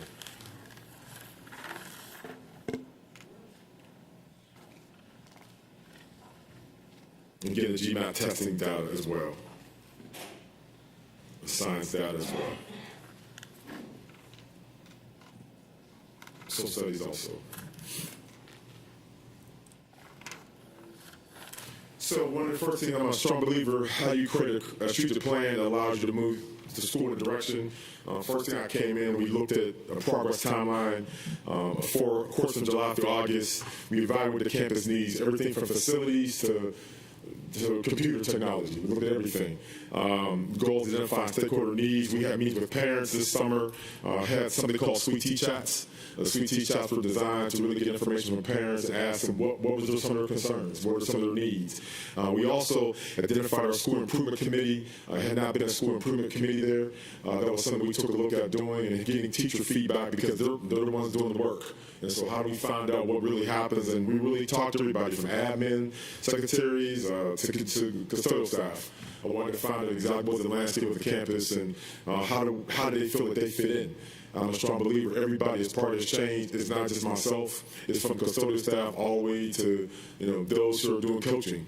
And so really had a strong conversation this summer about what that plan would look like for the community improvement plan or the school improvement plan. Of course, by December, January, we'll evaluate. I'm a strong believer that you have to evaluate what you're evaluating. I'm a strong believer in checking and having mid-year progress. And so we'll take a look at where we are December, January, and what are we doing to really move the pendulum, move the stick forward. And of course, by the end of the year, I'm a strong believer, TEKS and leaks is one observation, but there's tons of data that you can take a look at: discipline data, student data, and parent engagement data. And so there's a lot of things that we're going to take a look at that evaluate what we did well and what things we can improve. So pretty excited about kind of the progress timeline and what we're looking at being able to do. Any questions for me for the progress timeline, please? Any questions from board members? Sir. I did a SWOT analysis. I want to take a look at exactly, I'm a strong believer there's always good in something. I don't care what the test scores say, there's always good in somewhere. So the strengths, we took a look at, small school environment, professional development. Dr. Medina has done a phenomenal job of really developing a very comprehensive professional development model. And we had great technology at this school. Areas of improvement for weaknesses, academic achievement. That's what we're in this business and help kids be successful. And that's the bottom line. SEL and behavioral support. I'm a strong believer. You got to help young people understand how to navigate. And that's really critical for many of our students. Family engagement, I'm a strong believer. Look at the data nationwide. I've worked nationwide. Those schools that have heavily families involved, they're blue schools. And so how do we get our families to be involved? And they want to be involved. And how do we help them to be able to navigate the challenges they're facing and still, have them children be successful? And so family engagement is something that we're addressing. Title I is going to help us to address that. Opportunities for growth. Definitely we're taking a look at, do we grow the school? I've asked the board, do we take a look at doing a K-12 model? I'm a strong believer. How do we, make sure the students want to stay there? How do we continue to move them forward? Engage the community. I'm just a strong believer. I've always told this story. I had an all-boys school in Charlotte. I was African-American. My biggest supporter was NASCAR. I'm a strong believer that you have to get community engagement from people, from the community to help you support what you want to do. You just can't stay in the building and think you're going to get things accomplished. So I'm a strong believer in how do we go about making sure that the community is engaged, community stakeholders within the community can help us reach our goal and do what we need to do to move forward. Grant writing opportunities, I'm a strong believer you can't just depend on the state money. There's substantial dollars out there for grants. I think I may have lost the mic there. I'm good. I'm sorry. Strong believer in having grants opportunities. So I just don't depend on state money. I've always taken a look at other opportunities. If it's from facilities to transportation, after school programs, I'll take a look at grants to help me supplement some of the things that I'm trying to do at the school. Concerns, teacher retention and burnout. I see it everywhere, and there's articles about it all the time. The workload on staff is pretty substantial. The expectation with COVID now, and kids maybe being 2 years behind, and still teachers being responsible to move the student is a reality. And how do we help them to be much better and be able to be equipped to be able to meet the challenges? Professional knowledge, one of the things I'm a strong believer of, I've done this business for a long time. We have to know what we're doing. And how you build that with PD and helping staff to understand the expectation. And then finally, one of the things that we are addressing, the mental health and trauma of all stakeholders. We have Dr. Amy Alexander, who's a trauma specialist, who's coming to do work for our staff this year and for our parents and our students. The impact of trauma from COVID-19 to the social unrest to the political unrest. And I've done this business for 25 years. I can tell you schools are different. They are not the same. And so it's something that we have to definitely address because we cannot help them if they're not mentally stable, both teachers and staff and parents. And so how do we address the trauma issue, which helps us then to help them move them forward? So any questions about the analysis, the SWOT analysis at all? Questions of Mr. Pipkin? Here are the key action items and things that we're going to take a look at doing. I have a list as well, but you're able to see some things we're taking a look at. Dr. Rodriguez from the state, who's been a godsend for us, we're working with her on understanding, deconstructing the standards, and also the standard-based classroom. So the state is working with us and giving us some really huge support and walkthroughs, and giving us feedback, and she's been on our campus already and will be back to help us and help our staff understand what has to happen. Again, you're able to read PBIS. We're looking at doing that. The Sweet Tea Chats for family engagement. Title I allowed us to take a look at hiring a family engagement person, which we're going to do. That family engagement person will help us with our parent universities. They'll help us to engage those possible families that are homeless, which we do have. We've already talked to the McKinney-Vento support from the district, and there are some families that we have to address and help them. And so, as you can see, we have a strategic plan that outlines some of the things we're doing. We're going back to the place-based community, being able to really work with the community. We're doing some school-wide data digs. I'm a strong believer data tells you your story. If you don't know your data, you can't move to school. And so I think that also having teachers collaborate and really take a look at some of the best practices. We've set aside almost $100,000 in professional development. I'm going to send them over the country so they can see things that are some of the best practices, and even here as well as in Georgia. But my goal is to make sure that we are one of the best schools in the state. And the goal is that we have to equip our people to be able to do the work that has to be done. Any questions for me pertaining to the key action items? I just named a couple of them. I know time is limited, so I don't want to take up too much time. Dr. Hoskins has a question. Thank you. And thank you for your presentation and for the detail in your information. Mine is more of a broader comment in question, because you mentioned something about your building, but I didn't see it in your actions. So Susie King Taylor Charter School was established as a place-based learning school because there was a strong feeling by the organizers that a school named for this Gullah Geechee woman in downtown Savannah was going to present a unique learning opportunity for the young people that would be there. Well, there are not too many big buildings open to be a school in downtown Savannah that don't already have SCAD on it. So that's a big undertaking. It is. So I'm curious as to, it wasn't identified in your SWOT. The lack of one building was not in your SWOT analysis as a weakness. And it wasn't in your actions of moving too quickly. So is that just like a big goal that is needed down the line, or how does that fit into all of the things that you're doing now? Well, if I could have moved yesterday, I would have moved yesterday. So yeah, it's part of our plan right now. I just didn't put it in the SWOT analysis. There was others. I could have put a lot of things in the SWOT analysis. The building is a priority right now. We're looking for property right now. We thought we had something locked down, but it was leased before we could get to it.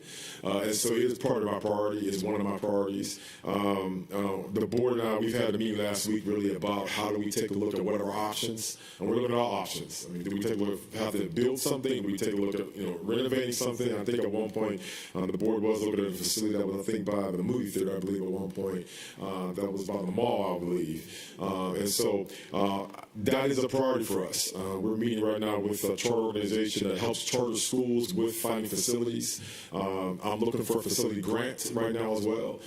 So the facility is probably one of the top priorities for us. The goal was to try to find something, by December, but I don't know if that's going to happen, and then have to plan for it, 6 months out, because you have to recoup the facility. So I think the reality is, we may not get into maybe the following year if we find something. And so it is a priority. I would love to be in one building on one campus, but again, it's landlocked in downtown Savannah. And so we just have to take a look at what our options are and go from there. But it is a priority for me right now. I just didn't put it in the SWOT analysis. I just wanted to keep it simple. I appreciate that.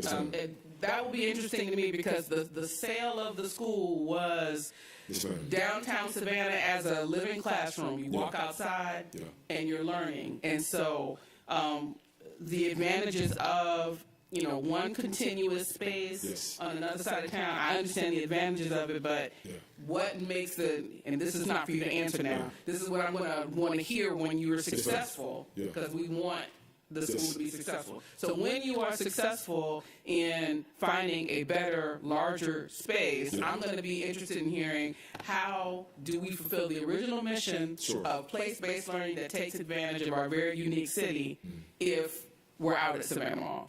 Yeah, and I will tell you one of the things, we're going on a retreat with the board in December to discuss what is the vision of Susie King Taylor, because things have changed. A lot of people have changed. Staff has changed. And so I'm just trying to look at charter schools have to be identified as uniqueness. There's got to be something different. And my kid wants to leave a school to go to school if it's all boys, if it's all girls, if it's STEM, if it's culinary, whatever it may be. I think that we have to take a look at what does that look like now. And I think that's a discussion with the board that the retreat will have. And that's one of the items that I put on the list about who are we, because I need to be able to identify who we are when you go somewhere. And I know place-based is something that they had discussed in the beginning when they first started and what's in the charter. But we have to make sure we're doing that. And if we're going to do it, we need to do it well. I'm all about doing things well, not just haphazardly doing it. And so we're going to do it well. But I think we need to make sure that's still what we want to do going forward. And that's something I think with stakeholders and parents and board we have that discussion on in December. Yes, ma'am. Excuse me, Ms. Hines and Mr. Catchmore. Well, thank you, sir, for your report this afternoon. And we have new leadership now, and we hope the very best for you. And I think a portion of your school is located in the 5th District. The Raymond Junior Academy, I think. So we'll be visiting you to see how things are going. Okay, so thank you so very much, sir. Yes, please. Thank you. Yes, ma'am. Mr. Catchmore and then Ms. Hall. I echo the welcome to town. It looks like you hit the ground running. Thank you for the report and for the detail. I appreciate the kind of frank overall analysis of where you are and the focus on key issues and a deliberate plan moving forward. I think that's important.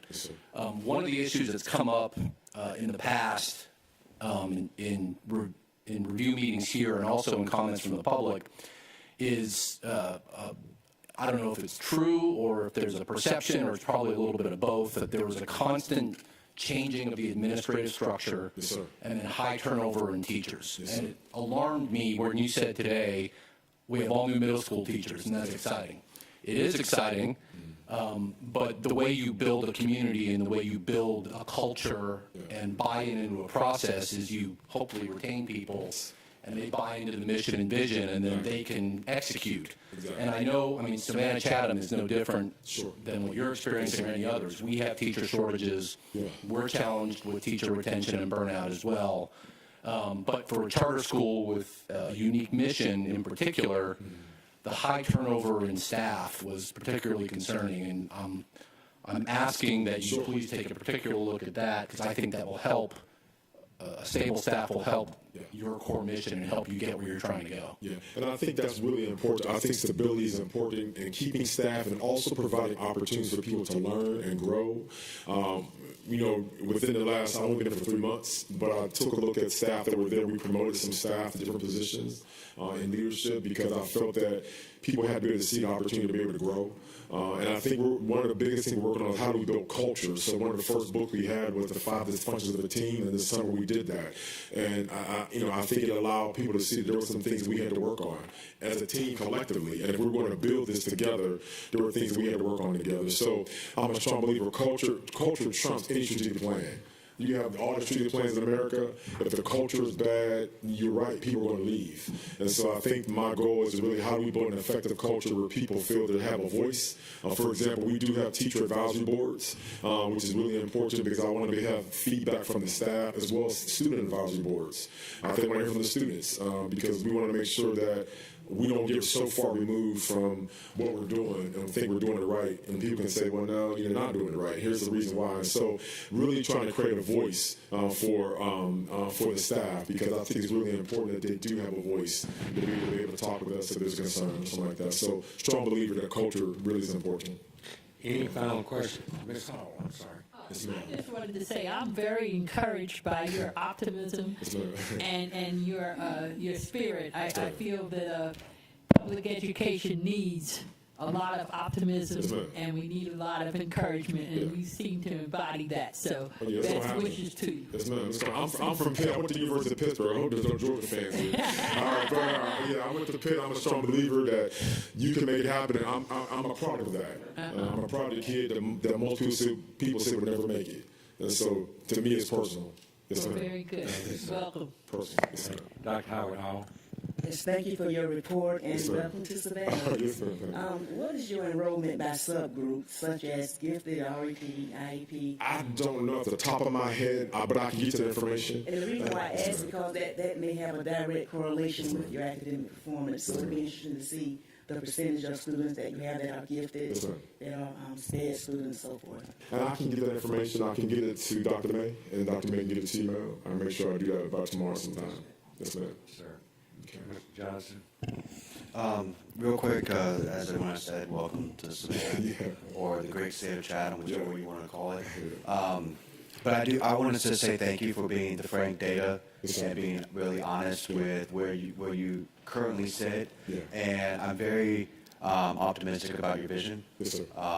I do hope, kind of what Dr. Hoskins Brown said, if you do find another location outside of downtown Savannah to really explain it to us so we can understand what the vision of Susie King Taylor Charter School is. And but yeah, by the way, I'm a Georgia Tech fan, so probably not last week. I'm not going to against you. Oh man, I wanted against you. I had a good game of the day. Any other questions from you, please? Any other questions at all? Any questions? I'm sorry.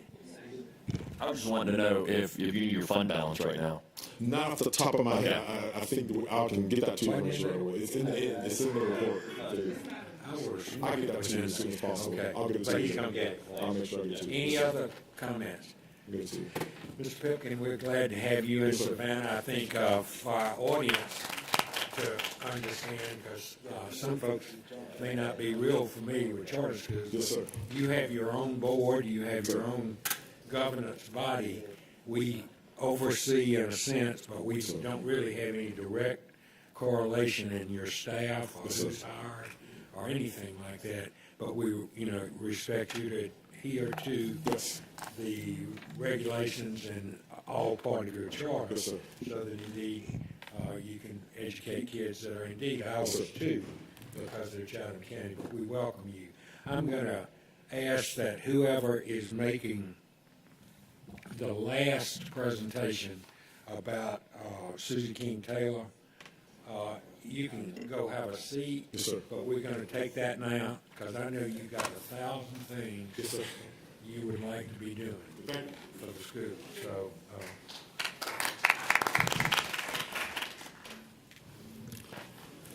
All right, good afternoon. The following is a school model change for Susie King Taylor Community Charter Schools. The detailed information is located in your board packets, and they are also posted on board docs for public view. Susie King Taylor Charter School has gone through a leadership change, and upon review of the school structure, seeks to replace its school designation from an elementary and middle school with a K-8 school model. Susie King Taylor Charter School leadership has worked with the administration on the consolidation of the school, and the administration supports the change in school structure. Board action at this time is required. Thus be it resolved upon the recommendation of the superintendent that the board approves the consolidation of Susie King Taylor Community School grades K through 5 and Susie King Taylor Community School Middle Grades Academy for Social Justice grades 6 through 8 to the Susie King Taylor Community Schools grades K through 8. You've heard the resolution, but I need, Ms. Hines makes the motion, Dr. Hoskins Brown seconds. Excuse me, before I call on them for comment, I just want people to really understand that that's another good example of changing in an administration or a leadership, because the prior administrators wanted to do this, and now they've wanted to do the opposite. And that kind of change is a pretty major change. and when it comes because of differences in leadership and what is best for the school. But yeah. Well, I'm just grateful that we're able to do this as a board, and we look forward to more success coming out of Susie King. Dr. Hoskins-Brown. Thank you. I just have a question that may be a compound question. So is this like when we change the name of a school and of a district school, that ends that school in terms of state data, and it becomes a new school and it's a do-over? You don't have any history of test scores associated with that school because it now no longer exists. Does this have the same effect for Susie King Taylor, where it now becomes a new school and that whatever historical data about performance is now started over? So when we close the school, the middle school, all the student scores, GMAT scores, will transition over to the K-8 school. So all that will be calculated still as two separate groups, because CCRPI does not recognize K-8 schools. They look at 3 through 5 and then 6 through 8. So those scores will transition over. They'll transition over, but any sort of categorization based on those scores doesn't? You mean like designations? Yes, that's what I'm trying to get to, is does this end any designations because of the action that we're taking? For Susie King Taylor, no. The designation is still there for Susie King Taylor. Okay, thank you. Any other comments from board members? Hearing none, all in favor of the motion, raise your hands, please. 1, 2, 3, 4, 5, 6, 7, 8. All opposed. Motion passes 8-0-0, and let the record show that Ms. Grabowski was out of the room. Would you like to vote, Ms. Grabowski? Okay. She was out of the room, so the vote is 8-0-0. Thank you very much, Mr. Pipkin. You're good to go. Now you're going to take over, Mr. Okay. Not the next. Oh, I thought you were going to do that too. I would like to say one of the advantages of giving out reports like the two that we're about to hear, brief highlights from, have been given out to board members ahead, and we also put the entire report into our packets online so that the public can see whatever they would like and need to see. We do not filter that information for them, unlike what we were accused of earlier. So go ahead, Ms. Ball-Oliver. Good afternoon. So this report will, again, as Dr. Buck stated, give highlights as it relates to our Georgia Milestones Assessment System. That's our end of grade and end of course test for school year 2022.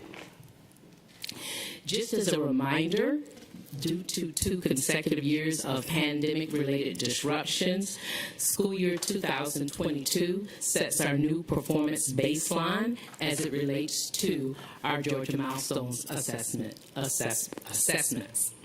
The district will be using these scores from 2022 to establish our targets for the future. And as a reminder, in 2020, our GMAS testing was suspended. In 2021, we had about 40% participation from our students because this was optional. End of grade, that students in grades 3 through 5, they're assessed in ELA, math, and science, while students in grades 6 through 8 are assessed in ELA, math, social studies, and science. Our end of course assessments are provided for students that are taking high school credit courses in American Literature, Algebra 1, Biology, and U.S. History. These courses also account for 20% of their final grade, these assessments. The achievement levels for GMAS, beginning learners have not yet demonstrated proficiency, and so they need substantial support mechanisms. Our students that are developing learners have demonstrated partial proficiency and still need some additional academic support. Our proficient learners have demonstrated proficiency and mastery at this level and are prepared for success. And our distinguished learners have demonstrated advanced proficiency and are very well prepared. Highlights from our assessment begin with our end of grades in elementary. 50% or more of our students in grades 3 through 5 did perform at or above developing in ELA. 61% of our students scored at or above developing level in math, and they did outperform the comparison groups by 3 points. We also recognize that our students in 3 through 5 have performed below our comparison groups in ELA. Highlights from our middle school assessments. Again, 50% of our middle grade students have performed at or above developing in ELA and math. We do recognize that they performed 1 point below the comparison group as it relates to at or developing category in mathematics, and that they were 5 or more points below the comparison groups in middle grades ELA science and social studies. And so there is a concerted effort and focus in working with our middle schools. Highlights from our high schools, our end of course assessments. 57% of our students performed at or above developing in Algebra 1. That was actually 12 points higher than the comparison group. 68% of them performed at or above developing in American literature. And Savannah, Chatham County Public School System exceeded the comparison group in all ELC subjects. So as we move forward, our continuous improvement strategies, we're focusing on providing ongoing professional learning that maximizes collaborative instructional planning with our teachers and giving them the tools that they need. One thing we're focused on is selecting materials and resources that support differentiation and working with them so that they use the data to understand which materials and resources are best suited to meet the needs of those students. We're also working to ensure that their lessons and tasks are aligned to the standards of excellence and the learning outcomes that students need to attain to be successful. We also want to ensure that their lessons reflect the rigor of the standards. We are continuing to utilize our assessment strategy where we identify gaps in the learning and then we provide tailored support through reteaching and acceleration to address those gaps. And we're utilizing our Ready in grades K through 8 to provide custom learning paths in reading and math to support our students' academic growth and acceleration. Questions? Questions of board members?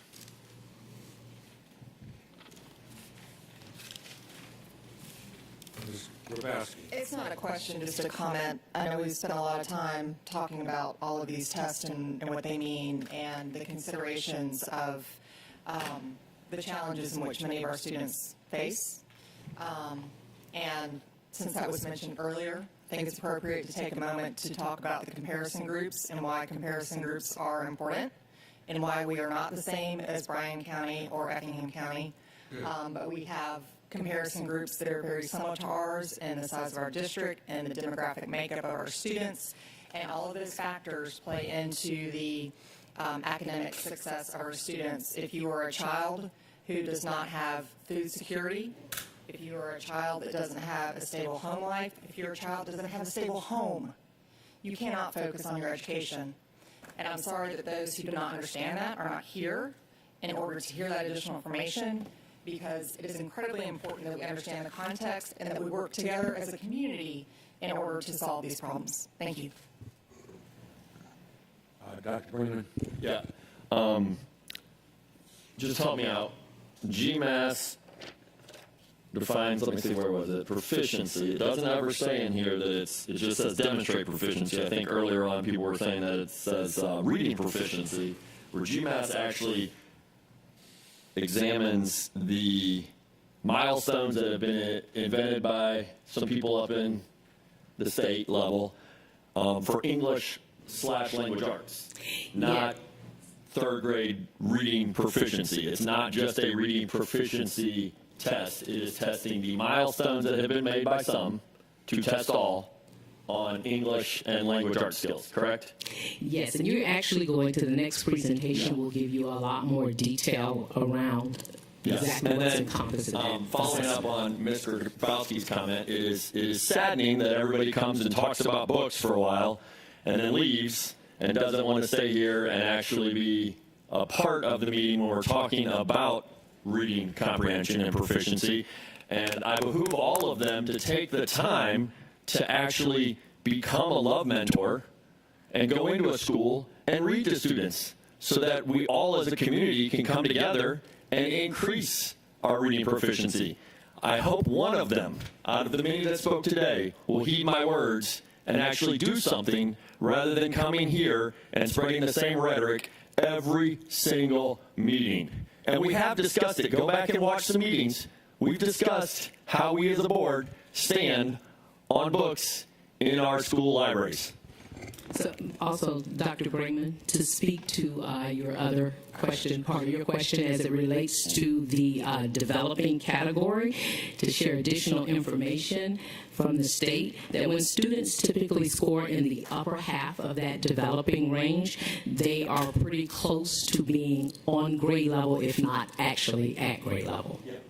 I think I was just looking up the Georgia milestone to look at their rubric, and it says near reading. Yeah. Dr. Hall, Ms. Hall? Okay. Any other questions for Susie King Taylor? Oh, I'm sorry, Dr. Hall. Yes, yesterday, thank you for your presentation. Yesterday was a highlight in District 8, the Little Acorn Academy, because that's what it's all about. We have to start at a very early age because, you know, according to research, a student must master fluency, phonemic awareness, and phonics prior to enrolling or going into third grade. Because if they are in third grade and hadn't mastered those phonemic awareness skills and fluency, they're going to struggle with reading. So that's why it's so important that we are making continuous growth by starting as early as we can with our students so that they can be able to read on grade level as is said in third grade. Because what we have to realize too, everybody needs to really understand that you don't start criticizing third grade. They don't just begin to fall behind in third grade. Right. This is a process that starts prior to pre-K. Really, the impact on third grade reading scores is actually prior to pre-K. So that's just something I thought I'll mention. You know, we're excited about the Little Acorn Academy and just looking forward to having many more because that really has a direct correlation on reading achievement. And we have to also consider Lexile scores as well because the Lexile scores actually determine how the child's reading ability. And a lot of people need to realize the Lexile scores as opposed to GMAS. Thank you, Dr. Ms. Hall.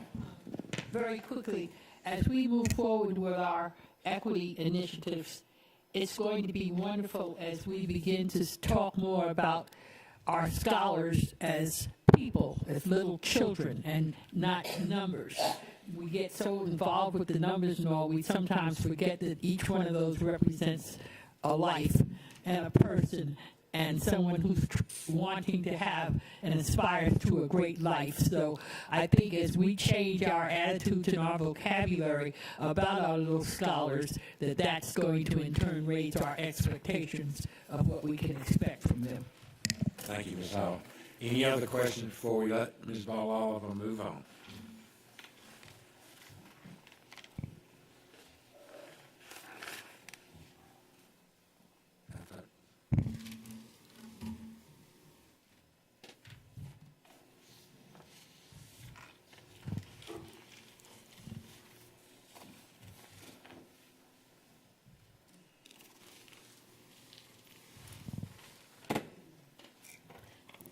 Good afternoon.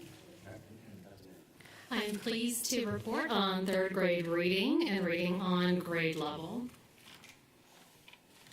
So to clarify what is really meant by assessing third grade reading, we really have to take into account that GMAS, when you're looking at ELA scores, in fact includes the writing component in addition to reading. So looking at GMAS reading status and what that indicator is, you have to take the subset of reading items from the ELA assessment that are directly associated with the Lexile score. So as had been previously explained, the state of Georgia actually worked with Metametrics to ensure the alignment of the reading items within the ELA assessment to correspond directly with the Lexile ranges.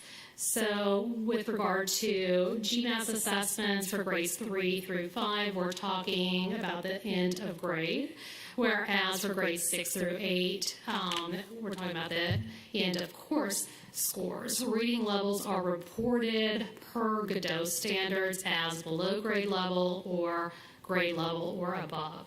The Lexile framework presents stretch bands that denote the complexity of the text or the reading level that is appropriate for each grade that students need to achieve to be college and career ready upon high school graduation. So thus, the entire discussion of reading on grade level and the importance of third grade reading is directly related to an understanding of Lexile ranges. So for third grade, the expectation generally is, and just to put it in perspective of a school year, the expectation for third graders is they're coming in at a Lexile of approximately 520. But these are stretch bands, right? We're not just assessing that average student, but we're hoping that student excels. They continue to develop a passion for reading, and their intellect is being enhanced due to continuous exposure to reading. And so as they stretch by the end of the year for those high reading achievers, if you will, they may attain an 820 Lexile. One thing I want to draw your attention to as well, because we know that summer period can be a period of more fun and relaxation as opposed to a non-stop dedication to continuing or enhancing your education. We see the Lexile scores take this into account. So if you look at grade level 4, they recalibrate. So 740 is the expected Lexile of your average fourth grader just entering fourth grade, and I hope that gives some more perspective or understanding. When we look at median Lexile scores by grade levels, so we did a snapshot of grades 3 through 8, spring 2022 EOG test scores for 11th grade. It was the winter and spring American Literature and Composition EOC test scores that are reported. What we see is that our students are generally tracking close to, or in fact, when you look at 5th, 7th, 8th, and 11th grade, they're in fact exceeding that lower band. So they are where they ought to be, or they're very close to where they ought to be. Yes? Quick question about this graphic. Is the top line supposed to be the blue line that's in the legend? Because they both look green. Yes. Okay. No. So the green lines, in fact, represent the college and career ready stretch band. Those are the Lexile bands. Right. So Right now, I those, understand that. yes. Okay. So the top green would be the top of the band, whereas the bottom green, those little blue, yes, it should be a blue instead of green. I'm not sure what happened to it. The little blue indicators are where, in fact, the CCRPI literacy indicator, which puts it right in the middle of that Lexile band, is anticipating the average child to be. Okay, colors were just throwing me in. Yes, and I apologize. I'm not sure what happened in the translation of that. Thank you. Any other questions on this? Okay. So when we look at our past performance, 2018, 2019 versus 22 data, what we have to take into account is that school year 2022, in fact, represents a new baseline for performance.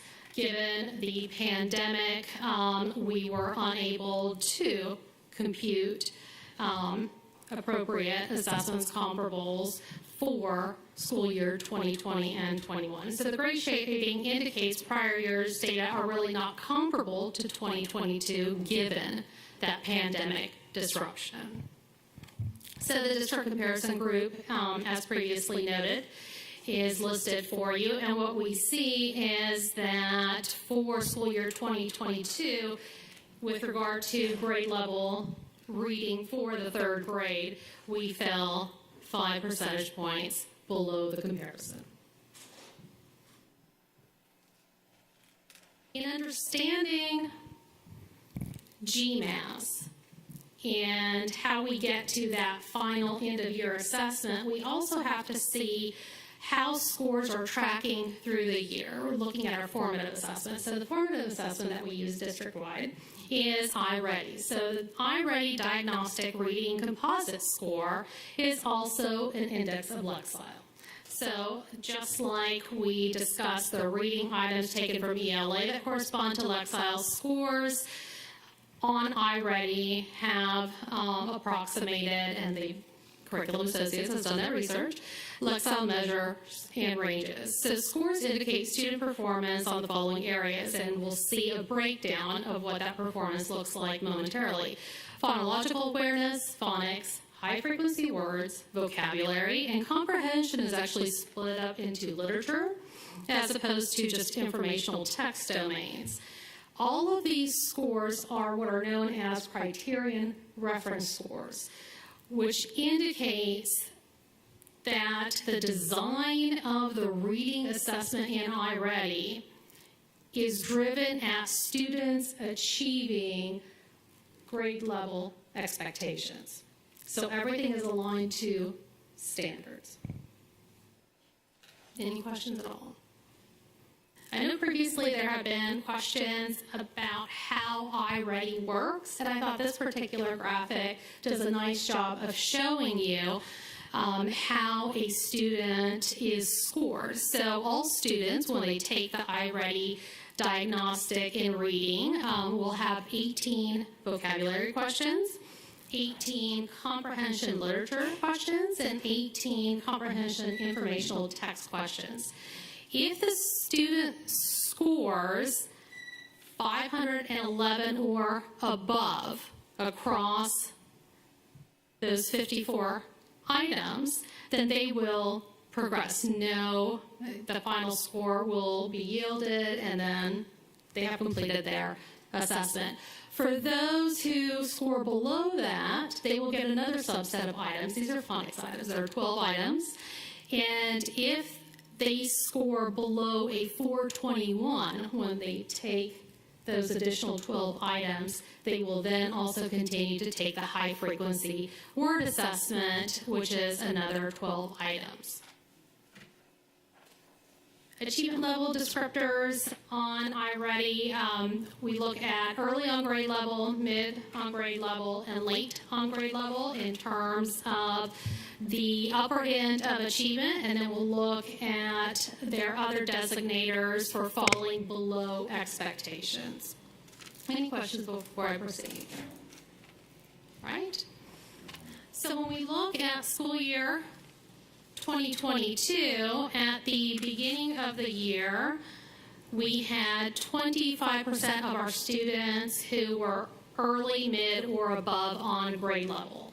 By the time the school year was wrapping up in 2022, we went up to 48% of our students being at that grade level placement where they need to be. That's a 23 percentage point gain. That's impressive over the course of one school year.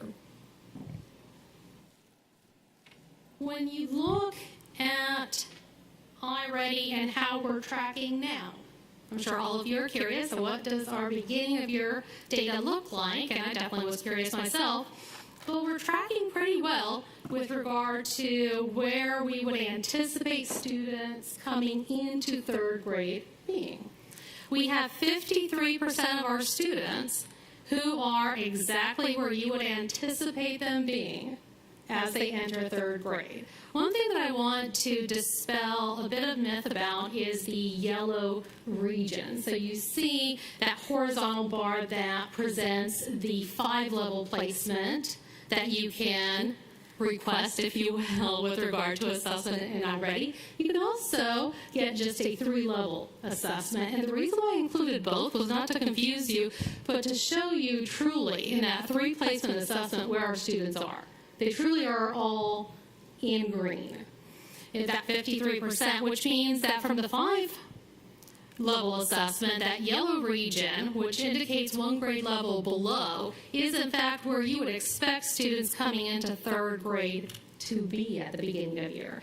Because that 1 grade level below shows proficiency at 2nd grade level, right? They just completed 2nd grade, they entered 3rd grade, they're where they need to be. Any questions on that? All right. So one other thing that I want to draw your attention to is how do we look at the breakdown? So when you look at the various domains, how are our students performing in that regard right now at the beginning of the year? So what we're seeing is 100% phonological awareness, 82% level of proficiency, if you will, on high-frequency words. And then we have different levels of work that needs to be done on phonics, vocab, comprehension, literature, and informational text in that regard. And this is where we transition to discussing strategies, unless there are any other questions for me. All right. Good afternoon. Afternoon. One of our major goals is to have students reading on grade level by 3rd grade. We clearly understand this is an internal and external effort to make this a reality. We have formed a literacy task force made up of educators in the school system and at the college level. We've included daycare providers and many other vital external stakeholders. We're seeking their input as we work to discover what is truly working well to ensure students are making progress toward reaching this goal. The bulleted list below are the areas we seek to improve to meet our goal. Our first Literacy Task Force meeting was held September the 1st. Our next meeting is scheduled for October the 12th at the Live Oak Public Library, the Islands branch. We will also host a conference-style professional learning event to share and discuss best practices and strategies with members of our task force and also the subcommittee. Keep in mind that students in kindergarten through 2nd grade are learning how to read, and by 3rd grade, they need to read to learn. As we take a look at our current instructional practices, the key strategies are the 5 pillars of reading and the Georgia Standards of Excellence. This is all embedded in the school day. As our students start their educational journey, their first stop is gaining phonemic awareness, which is recognizing words in a sentence and eventually all sounds in a word.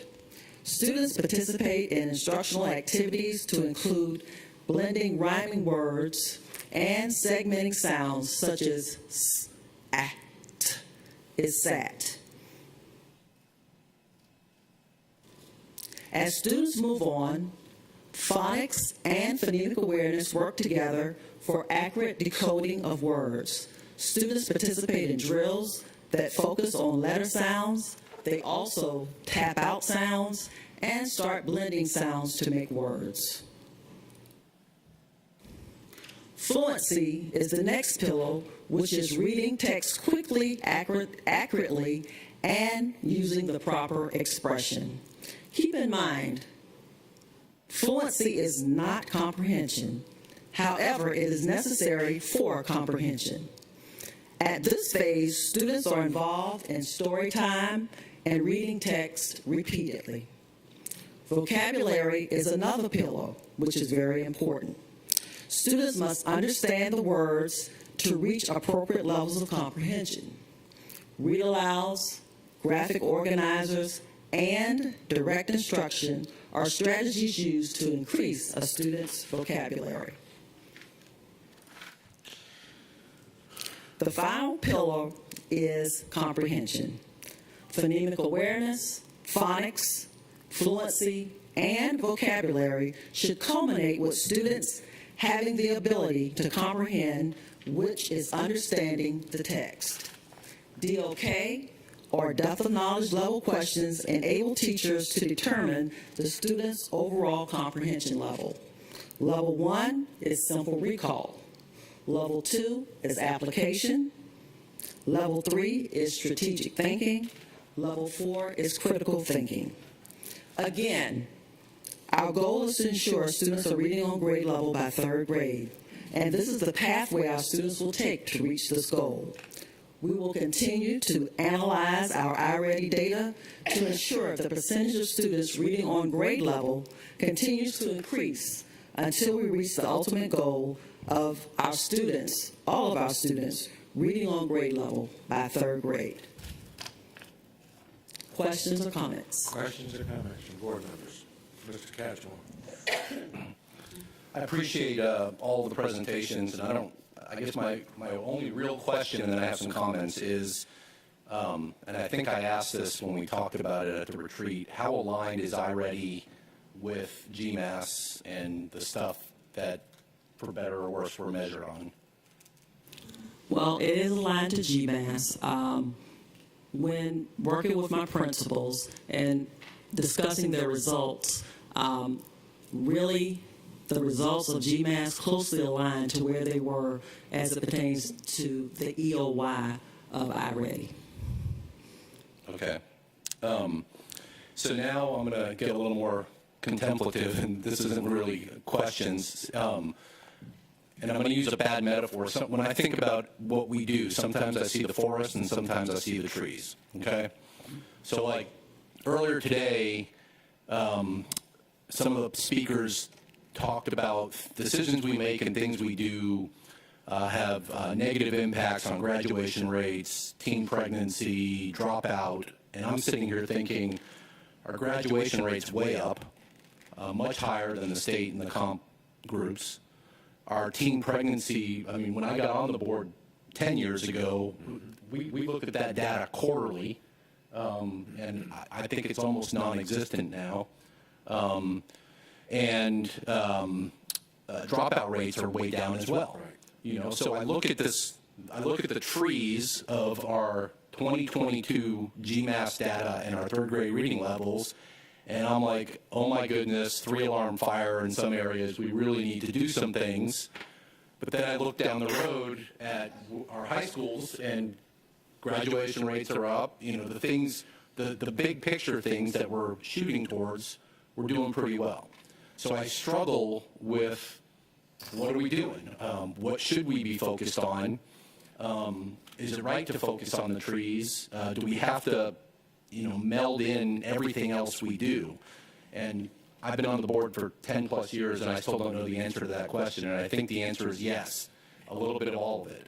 My issues with where we are and the reports we got were, it seems like every 3 years, we're either a little above our comp level or a little below our comp level. Some of our schools are hitting it out of the park. Some are at single-digit competency levels, like I saw 6% or 8% in there. That was alarming. And then we talk about, here's the strategies we're going to implement. And we've got a new software tool. Now it's iReady. You know, it's been other things in the past. We're going to do more differentiation. We're going to do more assessment to help, you know, micro-focus on shortcomings. And then we get the same reports year after year after year. And I look at, it's not just us, other districts like us have the same challenges. You know, so we have a new committee to look at this, we're looking at new strategies to do that. And I guess the answer, and I'm not an educator, I'm the first person to say that, is there isn't a toolkit we can use when we know a school K through 3 is struggling at reading, that, okay, unpack this toolkit, send 38 people over there for 18 months for, massive intervention and do this, and you will get results. It seems like we have new tools every 2 or 3 years to try to address it. Maybe it's the latest and greatest software. I don't know. I always go back to maybe there's some truth in repetition, personal repetition. There's no substitute for practice. And so I don't know if the answer is if this third grade class at this school or these kids are not succeeding at something, you know what? We cut back on other things until we get them up to where they need to be on core issues. That doesn't seem to be kind of a core strategy that we employ. And I'm not saying we should. I'm asking the question because I don't know. It's a little frustrating. The point I made at the retreat was I feel like we do a lot of incrementalism. We identify some issues, we identify some challenges, and we do a little bit to try to address it, but we don't focus with a laser focus on this issue. And maybe it's because if we do that, all these other items will suffer. So there has to be a balance. But I remain frustrated by every few years we got new software, we got a new plan, we're doing new assessments, and the scores are still kind of like this, and then there's some schools that are on fire, and there are some that are doing well, no matter what we change, no matter what we do. I wish we had a comprehensive toolkit. We know that there's struggle here. We're sending this intervention team in, not to replace what's going on, because I know our administrators and teachers are working hard and are trying hard. And sometimes the kids come to us with all sorts of challenges. It's not us. It's a combination of things. But I wish we did more from an interventional perspective early on to affect quick change. So we're not looking at scores 5 years out and there's a 2% growth at a particular school and we think that's success. It is success. But we continue to get hammered for the things that we get measured on, whether we think that's a good measurement or not. The state says we got to do GMAS, we need to do GMAS. And in these assessments, in the reports of here are the things we're doing, I thought it was interesting. One of the things that we're implementing are wellness centers, where we teach kids how to relax and take the test better. And I think that's important. But so maybe that is new and novel. We're working on that side as well. I just wish there wasn't a sense, and maybe I'm wrong, and maybe my fellow board members will tell me. I feel like there's too much incrementalism, not enough. We're going in with the Patton's Army and just we're gonna fix this. Sorry for my soapbox. Thank you for pontificating. I will follow up. No, because I'm gonna share from I'm gonna reach across and grab some of Mr. Browsie's comments and maybe your intervention. We can do all the intervention we want in the school system. I think we are. I think our teachers are teaching great. They're doing what they need to do. We follow along our comp group because our comp group is dealing with the same problems that happen outside of the school every single day that affect our students when they show up to school. That's why we have a comp group. Yes, and I think I don't want to misquote you. Yeah. So our teachers are teaching. They're doing what they need to do. It's shown from beginning of year to end of year data, and we're always going to struggle until the intervention is outside of the school and is throughout the community to fix systemic problems that affect education. And that's why some schools, no matter what we do, are going to be the same on a negative side when we look at GMAS, and then others on a positive side. About GMAS, again, made by some state legislators. I'm sure they talked to some educators, some of them maybe not. And I think public education, unfortunately, has become a company. Yes. And there are new ways to teach reading and new ways to teach math and new ways to teach this. So we have to come up with a test that shows that people aren't passing so that these companies that probably get some kickbacks somewhere along the federal and state side get to sell their stuff to school districts. That's just me being slightly cynical about the system that we have. I like iReady because my son doesn't, and that means it's making him work. So let's stick with it. I think we can all agree. We've said that in plenty of times. Instead of changing every 3 years when the new shiny thing comes out, let's just stick with something if we think it's doing what we need it to do. But understand that the intervention has to get outside of our time that we have the students. And we try that, I think, as well as a district very, very well with services. But until the rest of the community wakes up and other leaders outside of this horseshoe and outside of this district want to make a change, it's going to be an uphill battle. And that is the reason for our literacy task force, and that's the reason that we are, reaching out to external stakeholders to make this a community issue. Ms. Hines and Mr. Grabowski. Just to add to the end of what Mr. Brigham just said, let's try to get them in at a younger age. Let's start seeking to get more schools with 2 and 3 year olds. And then we can work on those things that the parents have failed to do or can't do. That's all I got Mr. Grabowski, Mr. Johnson, and then Dr. Hoskins Brown. I guess going off the pontification mode theme, we absolutely do have these community issues that we have to address, and that is very real. And I think as a community, I've been here for over 20 years, and we are making a lot of progress. We have a lot of progress still to be done. I think one of the challenges that I face, and this kind of picks up a little of what Mr. Ketchmar was saying, was especially in our chronically struggling schools, which we also know are in our most challenging neighborhoods. So there's, we know that correlation is there.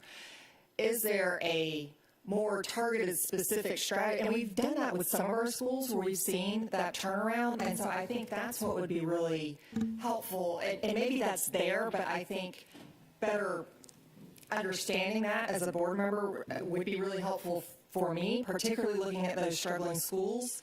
And then the other comment I want to make is not going back on the community issues we have to face, but there was an article in the paper, I think, yesterday about homework. And I'm not sure if it's the same one that Ms. Hall sent out or not, but it was a study that was done about teacher expectations and homework.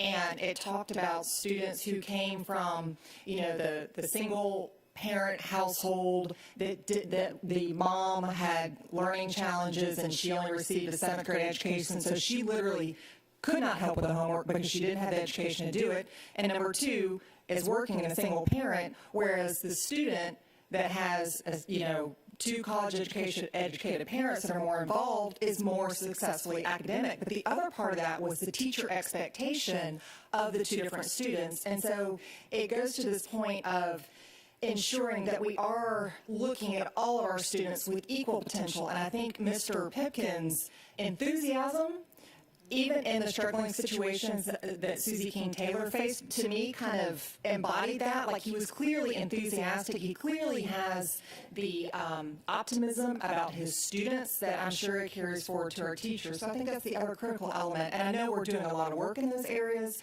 but I know it's a complex issue. So that's my pontification. Thank you, ma'am. I have Mr. Johnson, Ms. Hall, Dr. Hoskins Brown. A couple things. One, thank you for the report. The one thing that I've heard from parents from around the district, and especially at my child's school, is that they actually do not understand what the Lexile scores mean. We do not do a good job as a district to inform parents on, if your child scores a 520, what does that mean? And I get asked all the time, what does this mean? So I have to go through and explain what it means and where they are in the band for their grade level and everything else. And it actually, I don't remember it all, so I keep these things so I can have back to look back and reference it. So that's one thing.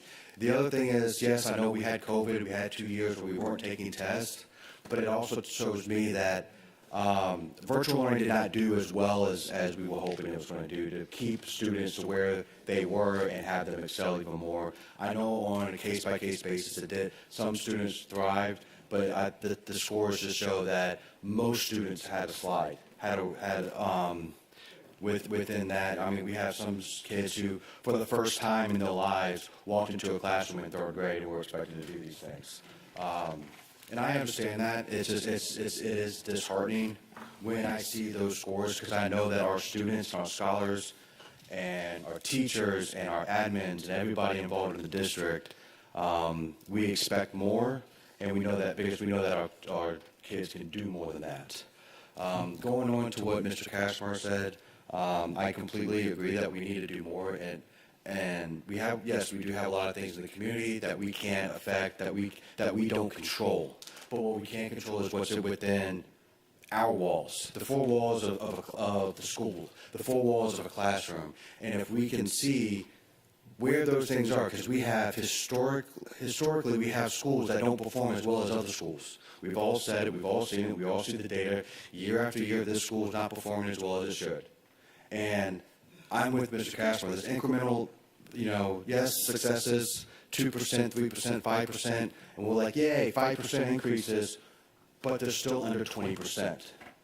We need to get to a point where we need to do incremental, but we need to do that incremental in the school year. Well, we need to expect excellence year after year after year with every single child.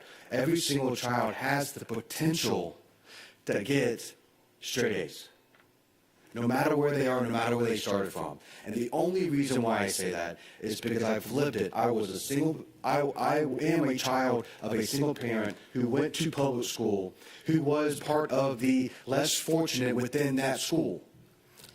And yes, I had teachers who looked at me with my Kmart shoes, my non-name brand clothes, and they looked at me and said, I'm just some poor white kid how did he live in this zip code to go to this school?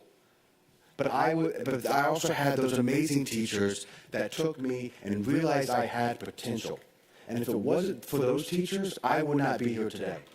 So those are the teachers that we need to have. Those are the kind of involvement we need to have within the school walls. Thank you. I have two other speakers, and then we must move on. I didn't realize this was going to be quite as involved as it was, but it's important. Ms. Hall. He always says that right before me. Mainly what I want to go back is to Dr. Brinkman speaking about the community involvement, because that, to me, is the key. But the key also is that we have to identify, Denise, to the community what we need from them. So if we all were to go out and our project was, all we want from you as a community is money for starting up 3- and 4-year-old programs, first at our most struggling schools and then over the whole community. That's what we want from you, community. And stick with that. We don't need this and this and that and this. We need your money to start some more 3-year-old programs. Because like Tanya said, what we saw yesterday at Google and what's over at Forming, there's nothing we could do better than that. If we could get every 3-year-old potty-trained child in this county into a regular classroom. So community, that's what you can do for us. And then when they get to us, and Dr. Levette always talks about they don't really have to come to us until they're 6. So if we started that campaign, make sure your child is in school possibly at 4, but 6 years old, he's lost before he started. So I think Dr. Levette, specifics, that's what we have to do. What are the specific actions we need to get this thing jump-started, and then we could do more of what Sean is talking about. Thank you, Dr. Moore. Thank you for that public announcement, Ms. Hall. We are very proud of our 3-year-old program, and it is our expectation to have several more, and you're absolutely correct. The younger they start, the more successful they will be. Dr. Haskins-Brown.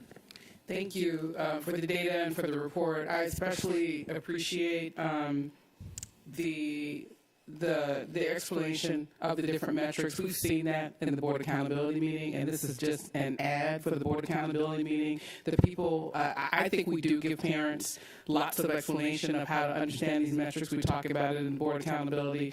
We have it on our website. I think it might be the way people are consuming information. But I appreciate even the evolution of that information as we saw at the board accountability, because it was way more succinct and easy to digest.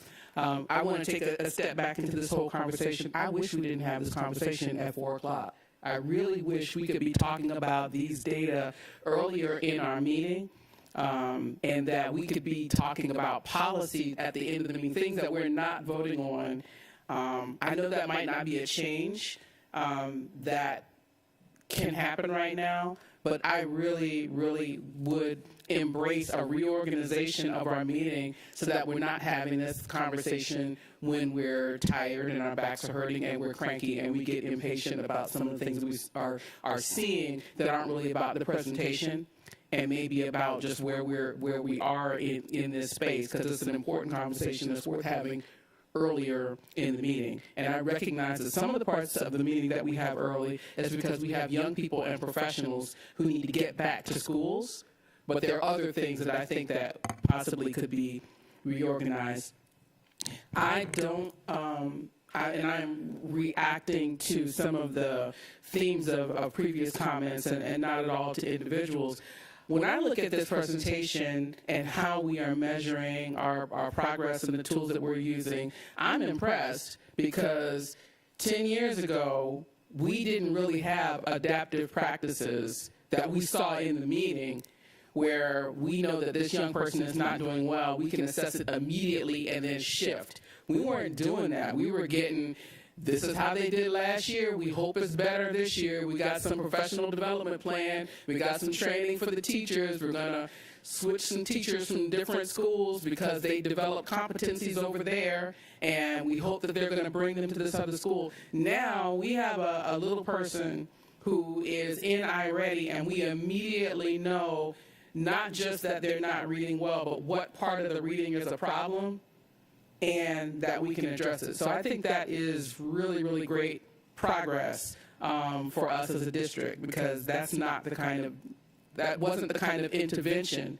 that we were putting in place. We talked about how staff, how teachers were prepared and trained in interventions and how they could do an intervention, but to have a guarantee in real time that that's happening and a facilitated intervention using technology, I think it's an improvement, and I'm very glad to see it.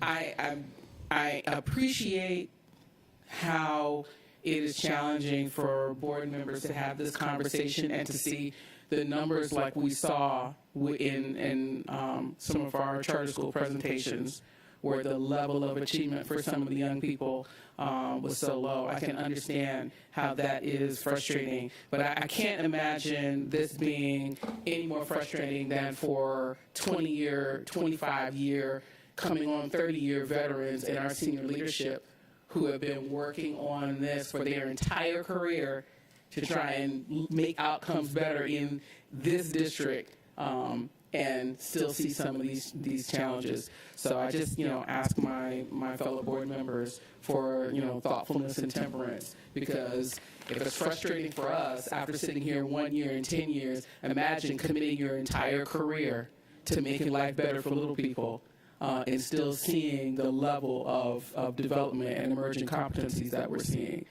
So thank you for your work and for the report. Thank you, Dr. Hoskins. Thank you.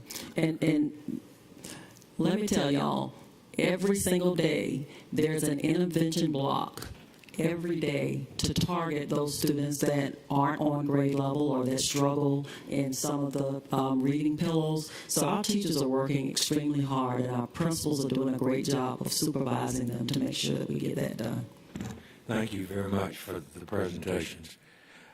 Without seeming defensive, Dr. Hoskins-Brown, in terms of your remarks about doing this earlier in the meeting, part of the reason that we had this on the agenda today was because we spent, I think it was 9 hours at the retreat talking about reading on grade level and grade 3 and all of that. And we figured this gave, that we had already been explaining what we thought ought to be done and hearing what was being done. So just to explain that for you, I think is important. And, excuse me. Secondly, as we finish this and move on, I'm going to sound like the oldest person in the room, which I am. But when I hear about the kinds of schools that are, the kinds of communities that our kids come to us from nowadays, I had a stable home, and I had a mom and a dad in the house that loved each other. But I was definitely from a poverty home. You know, my family's income, and remember this was the dark ages, but my dad made $4,000 a year, and my mother stayed at home and was a homemaker. So that's what I was brought up on. And when I got to Thomaston High School, and we had 6 grades, about 15 kids in every grade, and I can tell you, till I got to high school, I don't think I had an English teacher, a teacher who taught me English that knew what a syllable was, and she sure wouldn't have known what phonetics was. But every day, we were made to read for at least an hour in the classroom. And so I grew to love reading, and then it became my own choice. And you know what the only test was that I took? The Weekly Reader, a little newspaper that some of you will remember, came out, and once a year they would give you a test to determine what grade level you read at. And that was our total assessment. And that's the truth. Well, no, but I say it not in finding fault, but when I went to Auburn, English and reading was the only thing I excelled in, but I knocked the top out of that. I can't do math, but I did a great job with English. But those things, to me, it seems to me sometimes, I'm not disagreeing with what Sean said, Mr. Cashmore said, but I think we make it too hard. I think we just keep looking, trying to shovel it in one more time to find out where the kid's problem is, when maybe we ought to say, you know, sit down and read for an hour. I mean, I think that might help. Thank you. That's just my opinion. Okay, I'm sorry. I'm going to go to sleep. I won't be long, but you know, as a former teacher, I just can't sit here and not say anything. And some of you may have heard me say this. We know that CPR saves lives.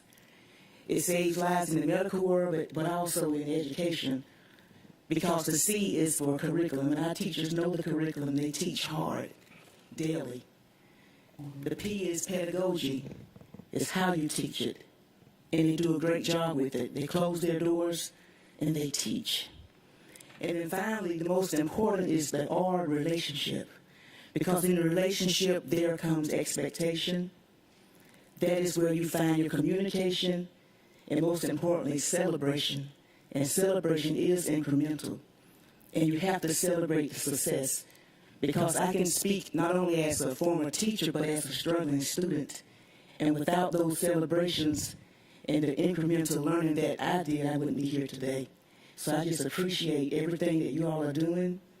And if I keep talking, I get emotional about it, because it's serious. Even when you talk about the 5 pillars of reading, that's incremental. That's just the way it is.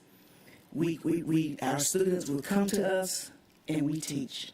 And we do it from the bottom of our hearts with passion. And I understand what's going on. Just keep up the good work. And we're working hard at this every single day. And I'll close by saying, when I ran for school board 4 years ago, my platform was the 30 million word gap. I would never sit here and say I'm a politician, I'm a servant, because I care about these students. Thank you. Thank you, Dr. Howard. Thank you for your support. Thank you very much. Moving on to go 4.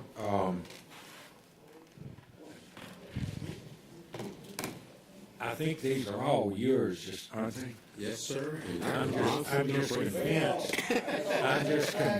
Mr. Jackson, that on the financial statements, unless we're about to go bankrupt today, you don't really need to give us too much of that. First 2 months out of the school year, very little activity. They were sent to the board and posted on the website. So are there any questions about the financial? We're still doing some adjustments. We're still making some budget adjustments for the first 2 months, but nothing wrong so far. Any comments from board members? Moving on. I believe the next 2 or 3 items are just some budget transfers for capital projects. The first is the Bloomingdale Elementary new school replacement budget transfer. If I'm not mistaken, if you have that in front of you. Oh, I'm sorry. I thought you said you didn't have any questions. Oh. I would like to make a motion to pass 10.02, 03, 04, and 05 in one action. I've heard the motion. Ms. Hall seconds. All in favor of that action? Oh, I love you. Raise your hand. 1, 2, 3, 4, 5, 6. Wait. Mr. Katchmar had a question about the parliamentary action as to whether or not we had to move to do them in one action or whether we could just do it. And my... I could have done it, but once So I'm asking, are we moving to vote yes on all 4, or moving to consolidate and then vote? Yeah. Moving to consolidate. Okay, that's what I'm asking. Yes, yes. But if you consolidate, then if you're opposed to even one, you've got to vote negative on all 4. Is that, everybody understands that? Yes. Okay, but I have a motion and a second, and we just voted, but I need to ask for a revote just because hands were going up and down. 1, 2, 3, 4, 5, 6, 7, 8, 9. Motion to consolidate passes 9-0-0. Now, we don't have a motion, but we're going to consider, how do we do that? Because someone moves in favor of the consolidated motion. Well, we've already done that. No, that was the motion to consolidate it. Now this is to actually do all the transfers. Yeah. Oh. Okay. So, right, so now, oh my God, we could have done it by now.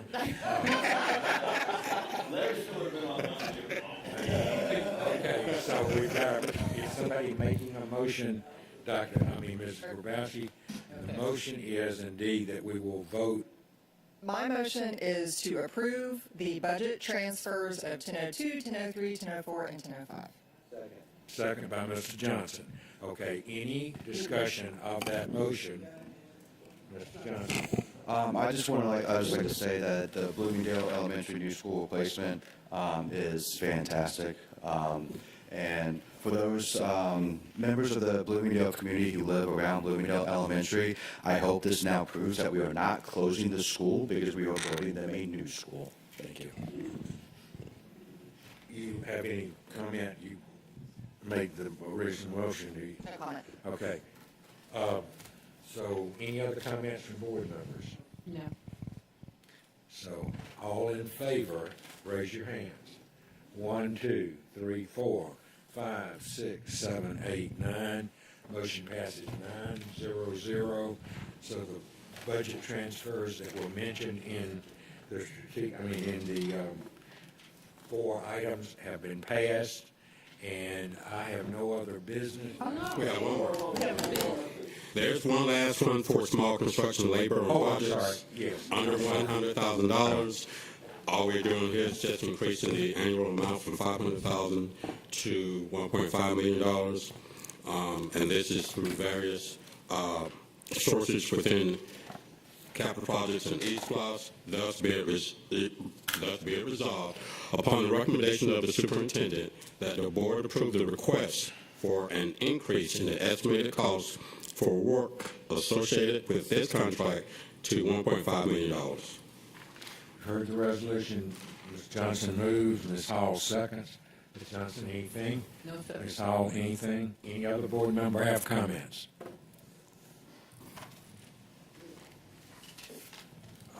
Hearing none, all in favor of the motion, raise your hands, please.